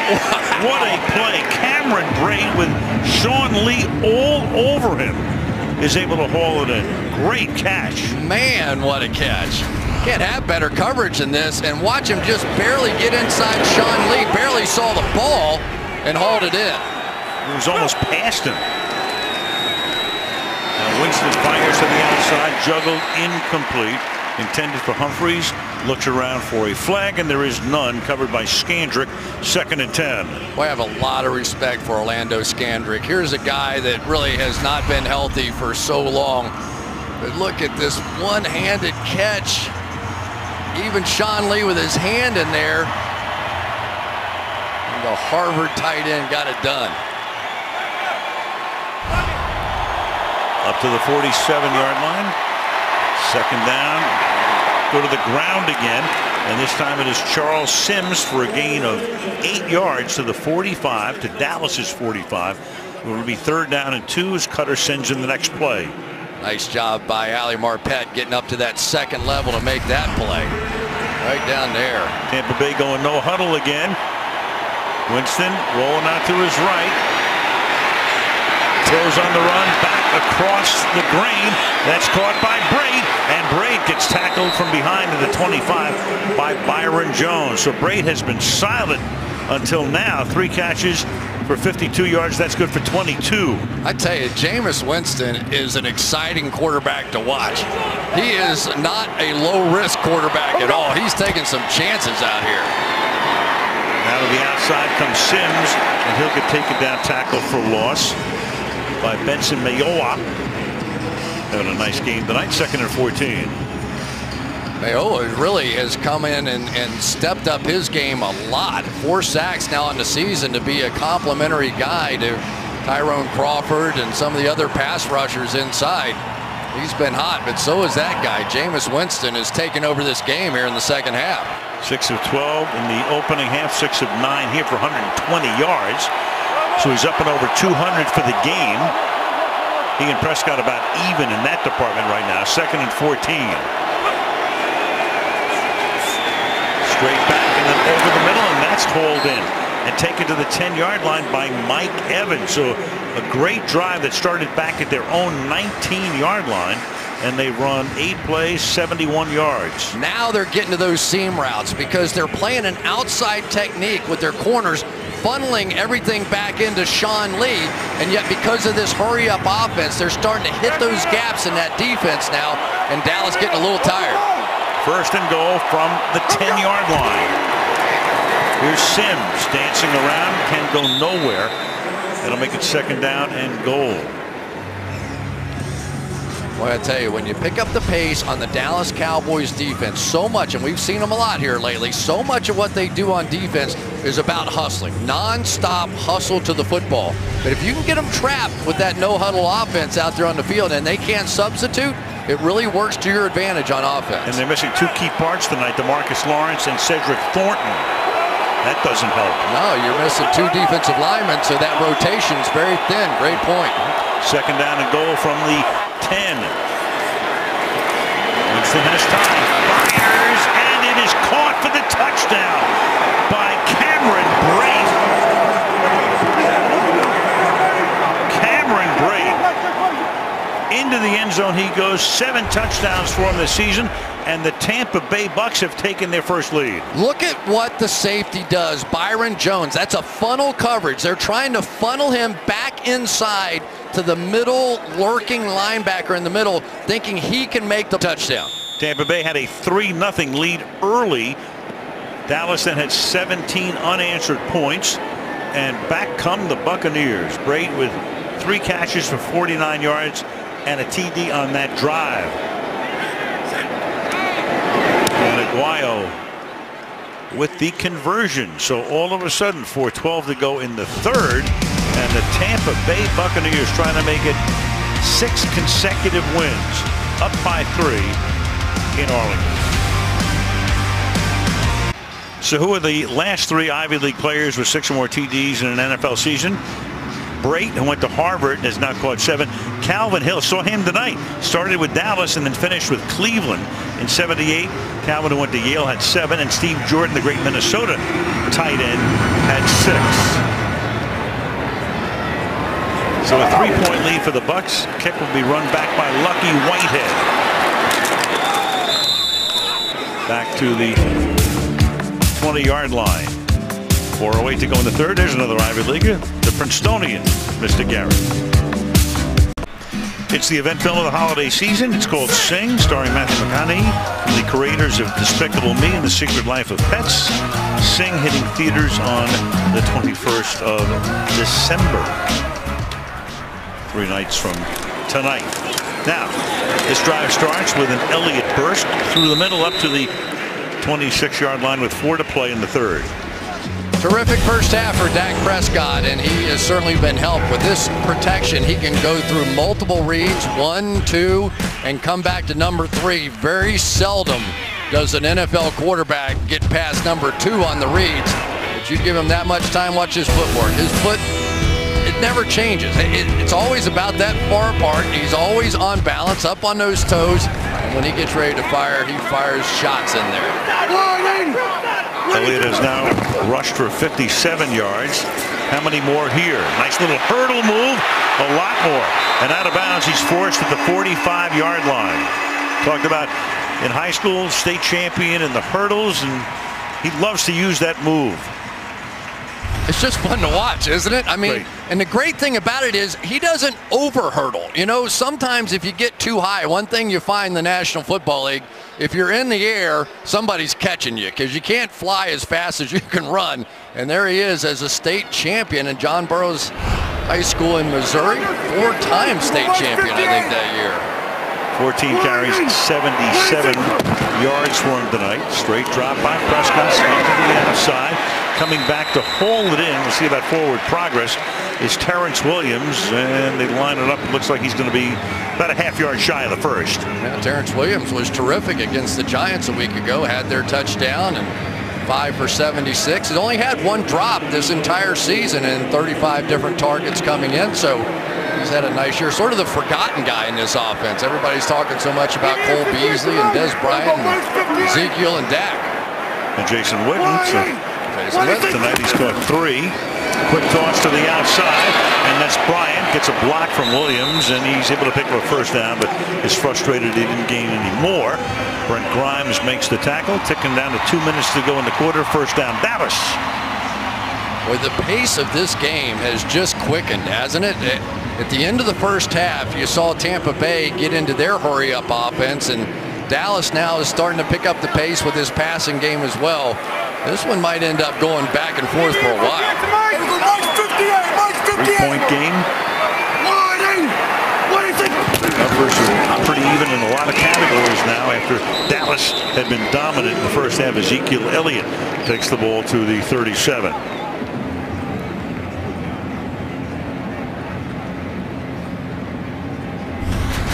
One of the guys that you've got to take care of. Let me see, where am I? Right over here. You're going to end up with Gerald McCoy trying to get penetration. And if you get it between those big horses, you know you've gotten something done. That Gerald McCoy, along with Aaron Donald, 2 of the best defensive tackles in all of football. McCoy has been to the last 4 Pro Bowls. Darren McFadden now in the game. They flank him. And Prescott is slinging to the outside. Finds Beasley, who does a toe dance down the sideline to pick up some extra yardage. And it's a first down with 1:01 to go in the third quarter. That's a gain of 17 yards. Yeah, watch this matchup right here. This is Gerald McCoy against Ronald Leary. I told you Leary's been having a nice year. And I think McCoy is a little tired. This pace has slowed him down.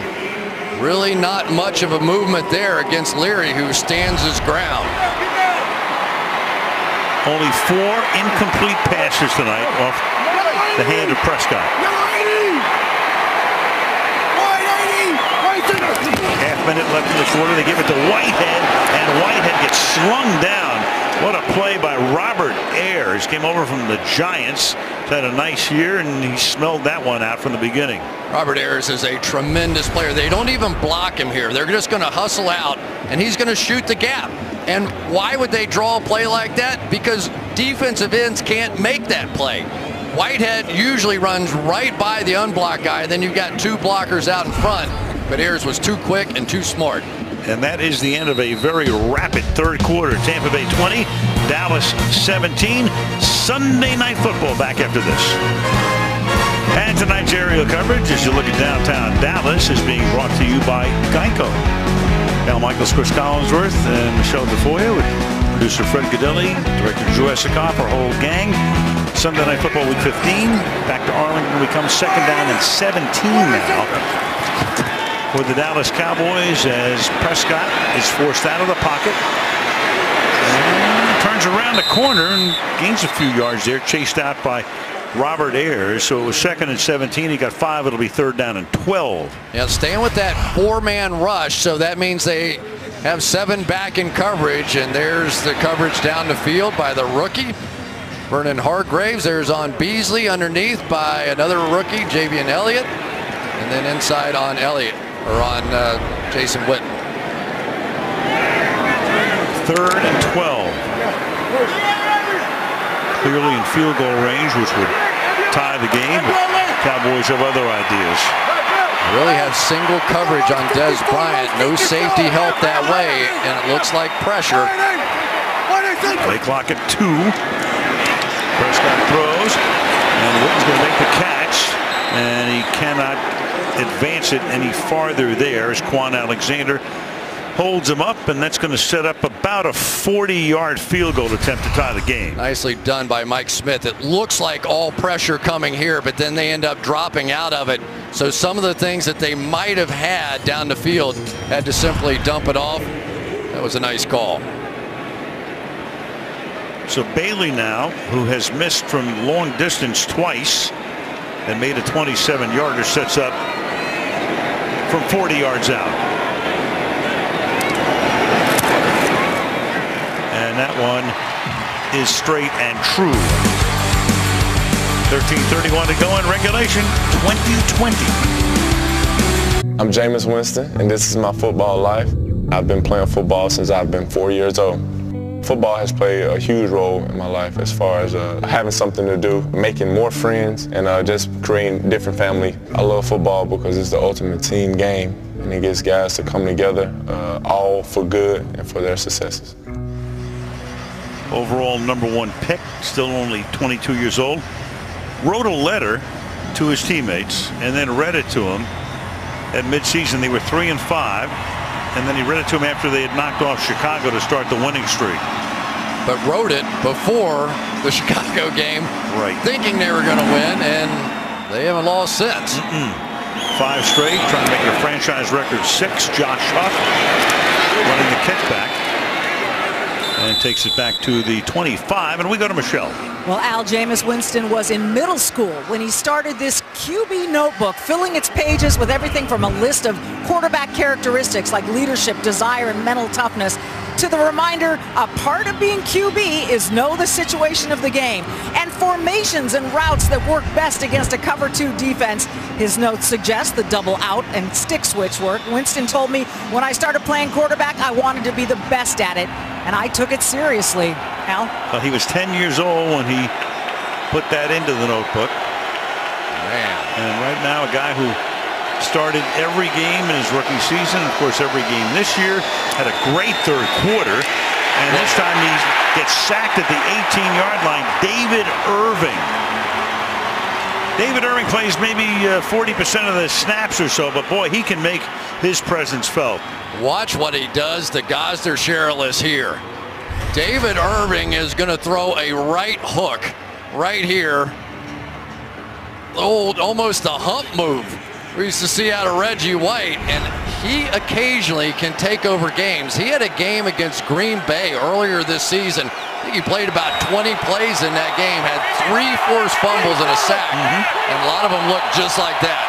He can do a lot of damage in a very short period of time. 2nd and 16.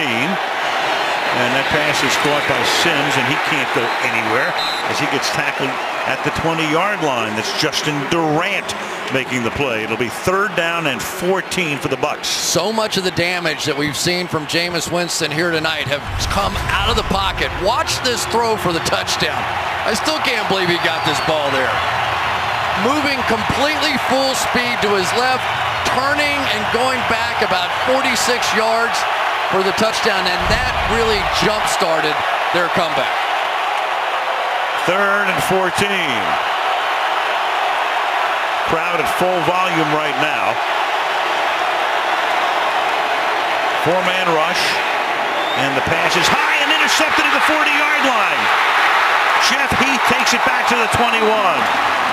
Pass sailing, and David Irving helped to create that by putting the heat on the quarterback. Yeah, I'm not so sure David Irving didn't get a piece of that ball. Let's take a look. Coming off the edge here one more time. Does he get his hands on the football? Hard to tell. Just hit his elbow as he was releasing it and made the ball sail. And David Irving, as he did against Green Bay, is turning things in favor of the boys. The Cowboys have only 6, make it 7 now interceptions with 2 in this game. And that's Heath's first all season long. 7 picks. Again, a short field. They cashed in on one earlier. Ball at the 22-yard line.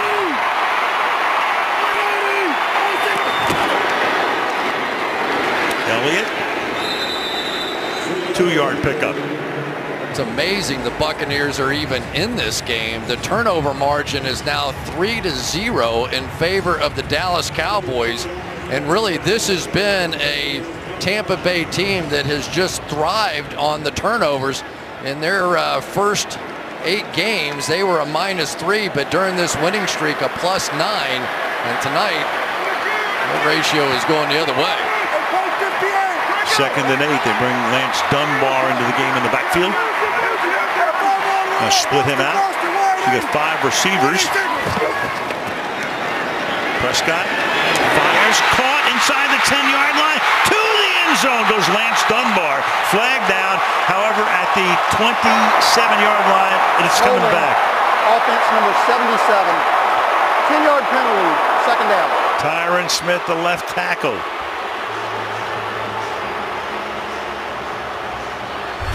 Pretty hard to argue this one, I think. Take a look. Noah Spence, who's that speed rusher, gets him around the neck and drops him. That one hurts because they got Dunbar out there one-on-one on the linebacker, and it was no contest. And Terry McCauley, you saw him in the background. He had a clear shot at that. 86 yards in penalties tonight. And of course, that's the most impactful one at this point. 2nd and 18. Say it again, what has been hurting their 3rd down percentage and so much of this offense has been those kinds of penalties. Underneath, nothing happening there. He goes to Des Bryant for a very short gain. 3rd and long. I was talking with Mike Smith, the defensive coordinator, and he said the big change in this defense is they've learned how to communicate. They started going into the film room and the coaches were not allowed to talk. They would force these guys who are kind of quiet sometimes to communicate like they would in a game, and from that moment on, they won 5 in a row. And he thinned out the book as well. 3rd down and 14.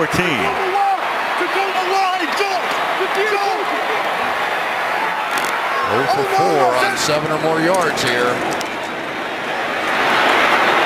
Let's go on Elliott. He can take it to the 20. Well shy of the 1st down, setting up about a 38-yard field goal attempt to give Dallas the lead. It's so frustrating as a head coach, as a quarterback, to take that check down right there. But you have to. You can't turn it over. You have 3 points on the board. You have a chance to take the lead. The big penalty got him again. Bailey 2 out of 4. From 38 to try to seesaw the lead back to the Cowboys, and that one is good. So with 9.5 to go in regulation, 23-20 Cowboys.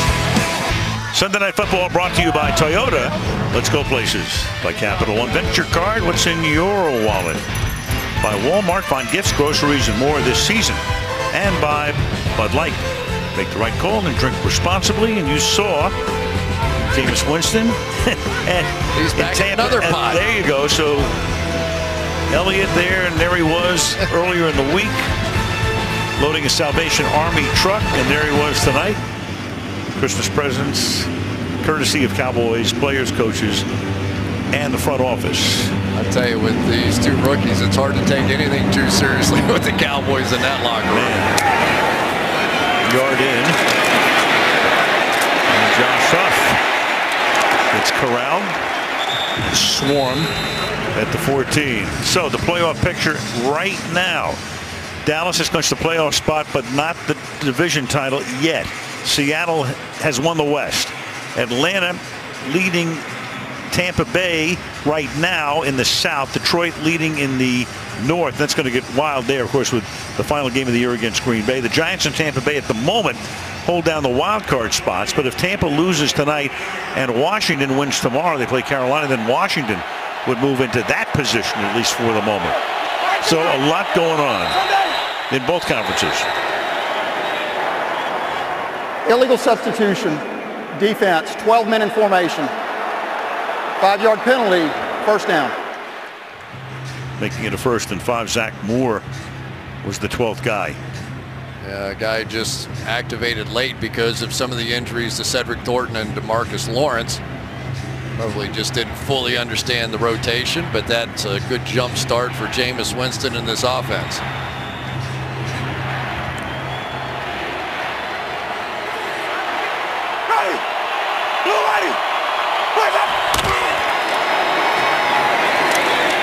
And now you have Doug Martin picking up 3 out to the 23, tackled there by Sean Lee. Martin tonight averaging less than 3 yards per carry. It's been the story for him this season. 15 attempts, 43 yards. Yeah, and really one of the differences in the game, because Elliott has about the same number of carries and 83 yards.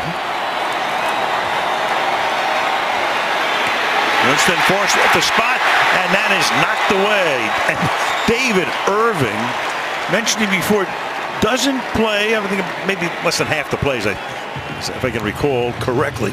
But boy, when he is in there, he is unbelievably disruptive. Just watch the move here on Joe Holly, the center. You know, he's just angular, and he has a way of just sort of Spider-Manning around blockers, and he is just taken over here late in the game. Rod Marinelli, defensive coordinator. 3rd down and 2 from the 23.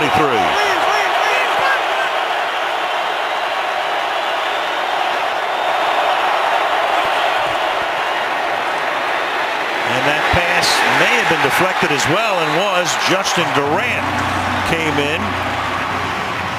Bucks looking for a flag, don't get one. So big defensive series as Durant got a hand on it. So Irving put the pressure on 2nd down.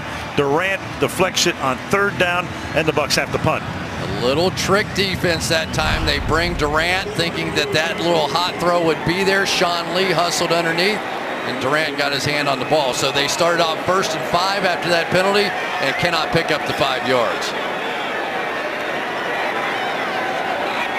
Brian Anger, this will be his 2nd punt of the game. His first was 38 yards.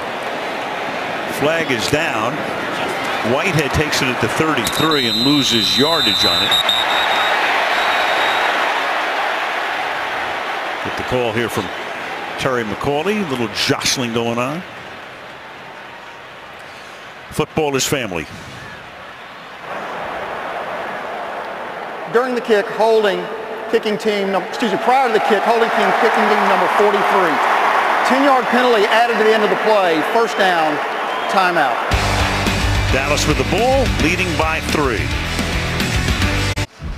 All right, Sunday night next week, it's Christmas night. So end your day with the Broncos and the Chiefs on Sunday Night Football as we head to Kansas City. It all gets started with football night at 7 o'clock Eastern time. What a game the first one was between those two teams. Deep into overtime. Prescott now dancing and looking, and throws underneath, and then is caught by Witten. And the ball comes loose. The ball is loose at the 45-yard line. Jason Witten lost it. Bucks all think they have it. To be determined. The way Frederick gets up, I think they do. Off Jason Witten. And Jason Garrett can only shake his head as Witten fumbles for only the 2nd time in the last 5 years. And these two linebackers combined for a big hit right on the ball there. Quan Alexander, and it's interesting that Quan Alexander learned how to study film from Sean Lee. This offseason, he called Luke Kuechly, he called Sean Lee, wanted to know what they saw, how they saw things, what they did in studying. And that time comes back to work against Jason Witten. After his 10th catch of the game.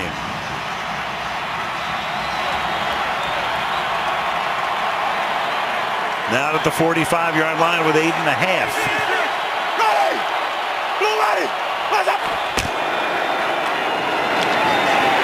And that'll be Doug Martin taken down behind the line of scrimmage. 2nd down and 11. And he hurt himself. That's Benson Mayoa having a really nice night, but has to come out at least for a play.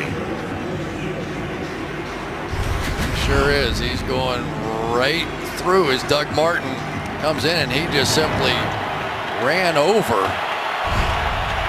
offensive lineman out there for the Buccaneers. 8 minutes to go in regulation. 2nd and 11. Lee shows blitz. He's coming. Dump it off to Sims. And he will get taken down at about the 40-yard line by Byron Jones. So upcoming a big 3rd and 5. Big disappointment on that play. They had him. They had the pressure off that side. They had Sean Lee on a blitz. They had blockers in front, and all the blockers missed. Pressure, pressure, dump it out. Blockers for everybody, and they missed all their blocks. Durant has come out, favoring his right arm. That's DeMarcus Lawrence. He's inactive tonight. Injury. 3rd and 5. Sims in the backfield. Deep drop. Winston then throws, and that one floats incomplete. Intended for Russell Shepard. So the Cowboys give up the ball on the fumble and then stop him in midfield, and they will bring in the punt group. Hugely disappointing there. They blew 2 opportunities, and for Jason Witten, a little sigh of relief. I tell you, Rod Marinelli's defense will not quit. I don't care if they've been on the field for 400 straight plays. They fight them all.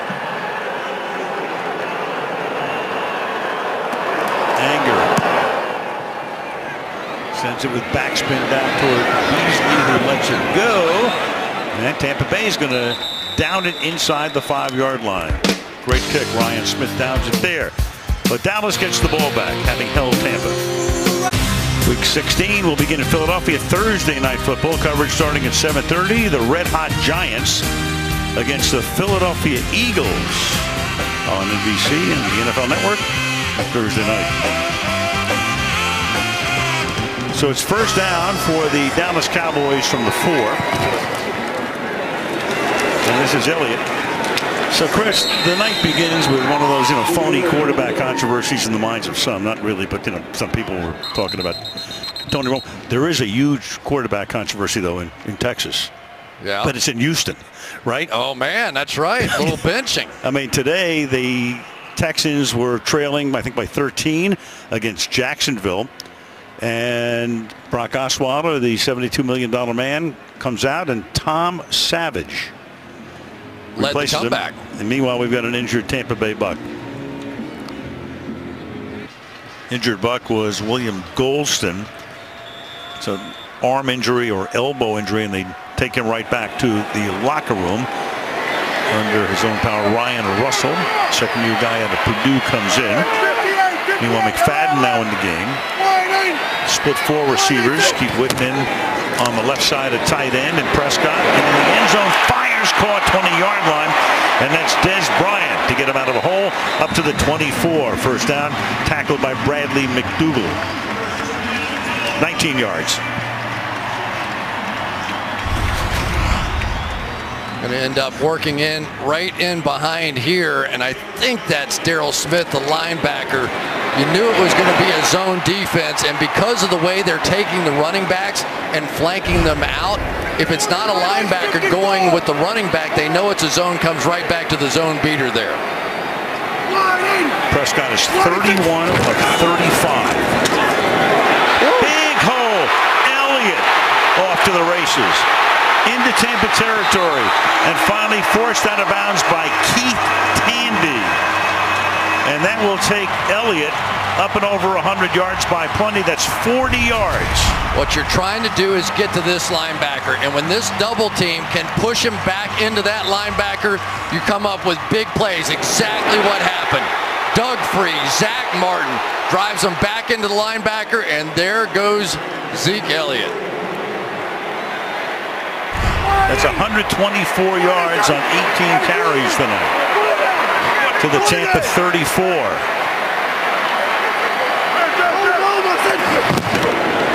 Use a little bit of clock here.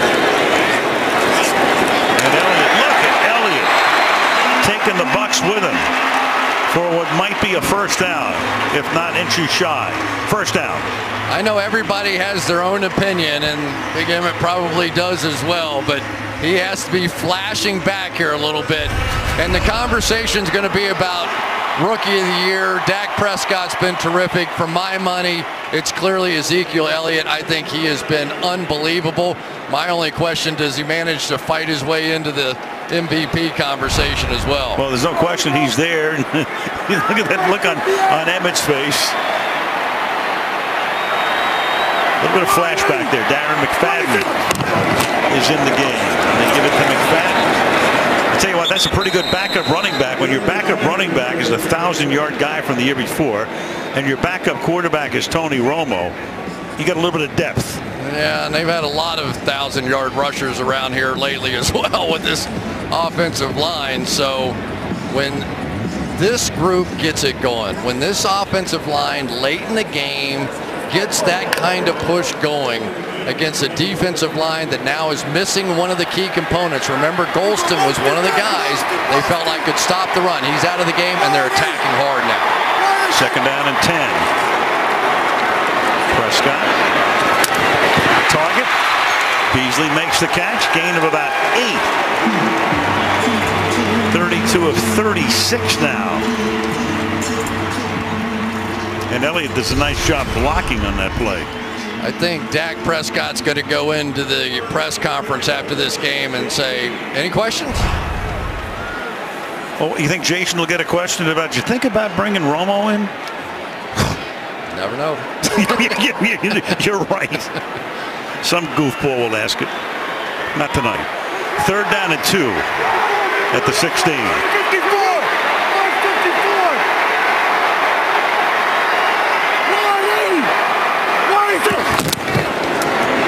Toss to Elliott.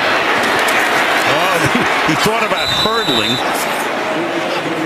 And he's going to come up short here. It's going to be 4th down and 1. I like the job by Dak Prescott there, seeing that Bears front right up there, and he checks to the pitch, which is exactly the right call. Just a little short. And now no matter what happens here, the Bucs are still going to have one final chance. Well, they're going to keep it to a 1-possession game, assuming you don't have a fake here. You're going to have a 33-yard field goal attempt to try to make it a 6-point lead. So Bailey, this is 6th field goal attempt of the night. 3 out of 5 from 33 yards. And down the middle again. So 2 ticks under 3 minutes to play. 26-20 Dallas. Back in 30 seconds.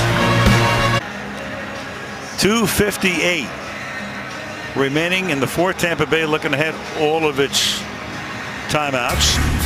You can order holiday gifts from NFLshop.com. Get a free shipping offer from the official store of the NFL, and there's your website right there. AT&T Stadium opened in 2009. Dirk Cutter going over things with Jameis Winston. Can he lead them to a comeback here? It's really all you can ask as an offense. You're on the road playing against a team that has the best record in football in their place, and you get one final drive to try and go win it. Josh Huff waiting in the end zone. And Bailey's kick. Huff tells his guys, I'm not coming out with this thing. They'll start the drive from the 25. What a drive that was started back at the 4-yard line by Dallas, but here was Tampa Bay earlier. Yeah, here's the screen pass. They had blockers for everybody and didn't block anyone. ended up having to punt on that series, and it led to that drive to give them a 6-point lead. Any kind of block by either one of those guys on that play, they at least get a field goal, would have tied it up. Instead, down by 6. Start this drive from their own 25-yard line.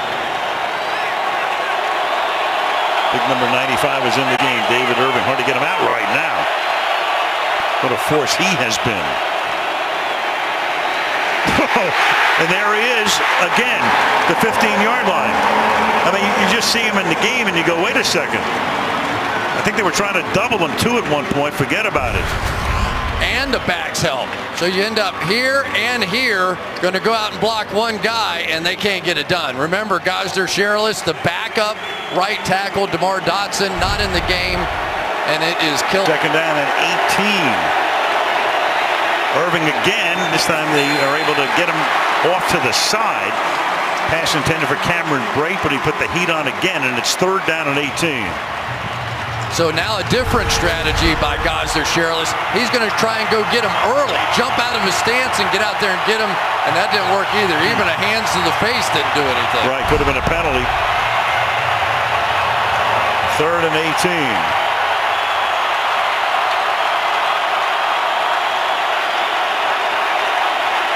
They bring Leonard Webster in now in place of Sherrillis to see if he can block Irving. They take him out of the play, and then Winston goes deep downfield, too deep. Intended for Mike Evans. Had him. They had him. Little out and up, and they had him. He was open. He's going to go out to the out. Byron Jones steps inside and just overthrows it. Got past Carr. Of course, they have to punt here and take their timeouts on the other side of the ball. They have all 3 plus the 2-minute warning. Lucky Whitehead back to receive the kick off the foot of Anger.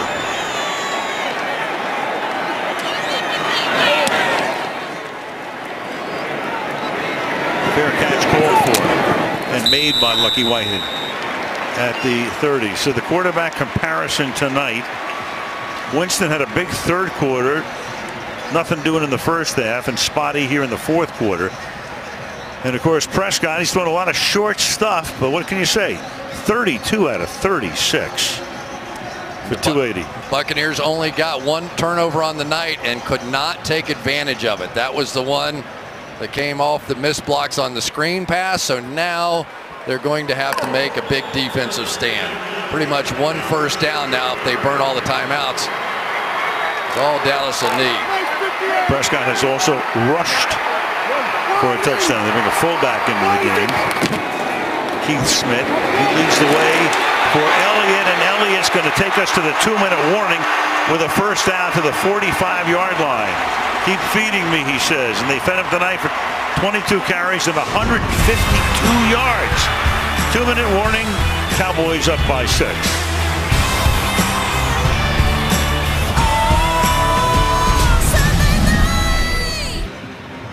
Volkswagen postgame report coming up. Michelle on the field with the stars of the game. Messrs. Costas, Dungy, and Florio will break it down, and we'll take a look ahead to 2 games next week. Giants, Eagles Thursday night. Broncos, Chiefs Sunday night. So Tampa Bay has to stop them and use their timeouts. And this is Elliott, about as tough a guy to stop as there is right now, taking it to the 49-yard line and timeout. So tonight, Prescott, what is 32 out of 36? That's 89%.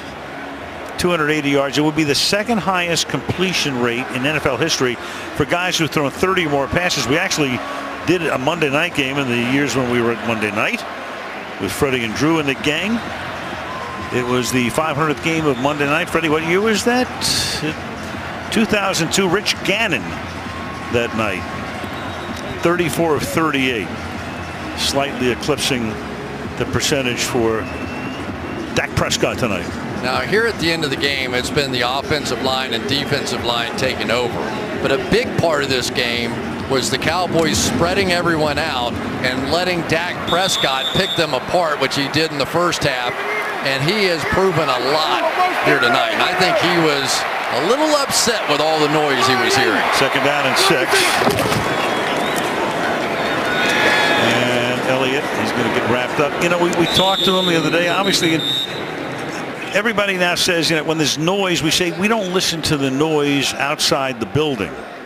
Well, yeah, you can say that, but when everybody is calling you and texting you and, you know, I mean, you can't avoid it all. Well, and what really made him mad was people were texting him, "Are you all right?" Yeah. And he said, "Yeah, I'm all right. If you quit listening to all that noise, you'd be all right too." It really bothered him that people thought that somehow he was going to be shaken by some bad press, and all he did was come out here and respond. Well, part of it too is it was Jerry Jones talking about Tony Romo, and maybe there's something down the line, you know. But everything that anybody says, especially Jerry Jones, is going to get parsed to the nth degree. Now, what do you really mean by that? What's happening? What's really going on? And what's really going on is this game isn't over if they don't pick up this first down. 3rd down and 3. Tampa Bay still with 1 timeout. Prescott stepping away, and then he's going to slide at the 50-yard line. So a timeout taken now by Tampa. They're going to get the ball back without any timeouts. And the punt will try to ping them inside the 10-yard line. And Dak Prescott smartly did not throw this ball down the field. They had a lot of people back in coverage. Your defense has been playing well after a couple of drives by Tampa Bay, but there is plenty of time left on this clock because they got the first down on the very first carry, didn't burn any of the timeouts, and now they still have 1:43 to go. They got the first down on the first carry, and that was the 2-minute warning. They're able to utilize all 3 here.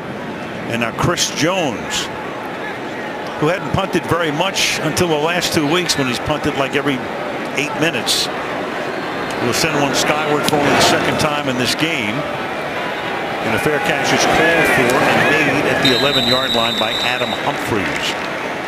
So can the Bucs go 89 yards in 96 seconds without a timeout?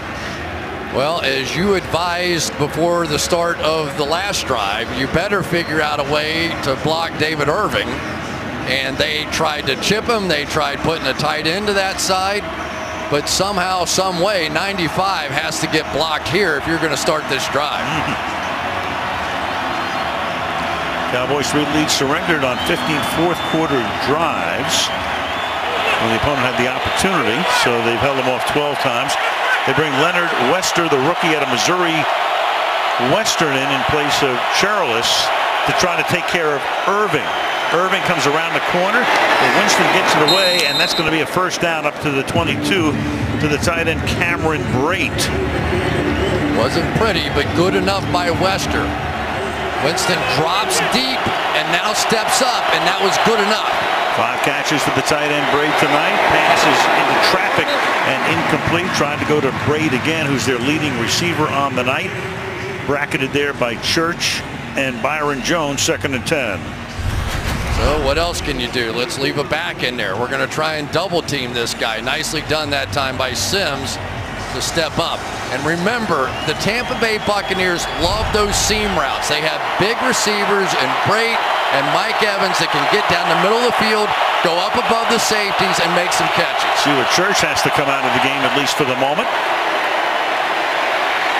Winston buying time. Look out from behind. Down he goes. Was the arm coming forward again? Jones is there for the Cowboys. It's going to be ruled as a fumble. Who wound up with it? And Tampa winds up with it. Yeah, but the clock is also winding up right now. Absolutely. So you got to get off the ground and go get back at the line of scrimmage. That's a recovery by the Buccaneers to make it 3rd down and 12 at the 20, but a ton of time just went off the clock. Almost 20 seconds. And Winston fires, and that's incomplete.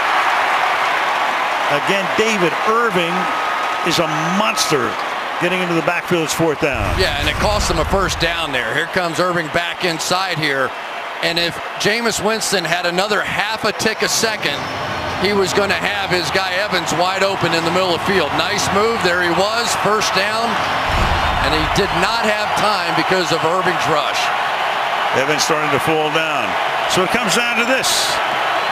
It's 12 yards on a 4th down, or the Dallas Cowboys will win their 12th game of the season. Tampa's winning streak will be snapped. Winston buying time, looking downfield, fires into traffic, and it is at the 50-yard line. Orlando Scandrick. Interception to wrap it up. And who do you think was in the face of Winston at the end?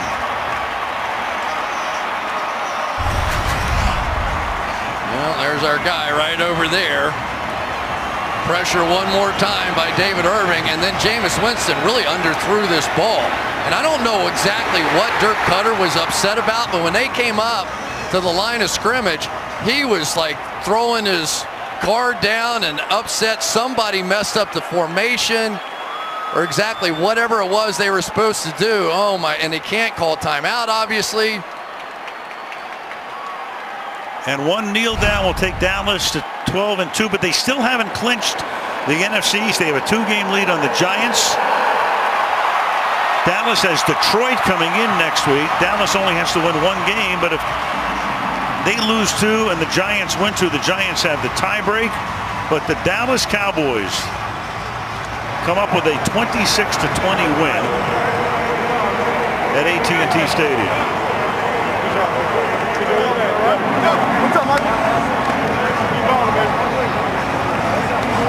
Remember that David Irving was signed off the Kansas City Chiefs practice squad. Here's a guy that was available to the entire league, and he simply took over the 4th quarter of this game. The Volkswagen postgame report coming up next as the Cowboys win it 26-20.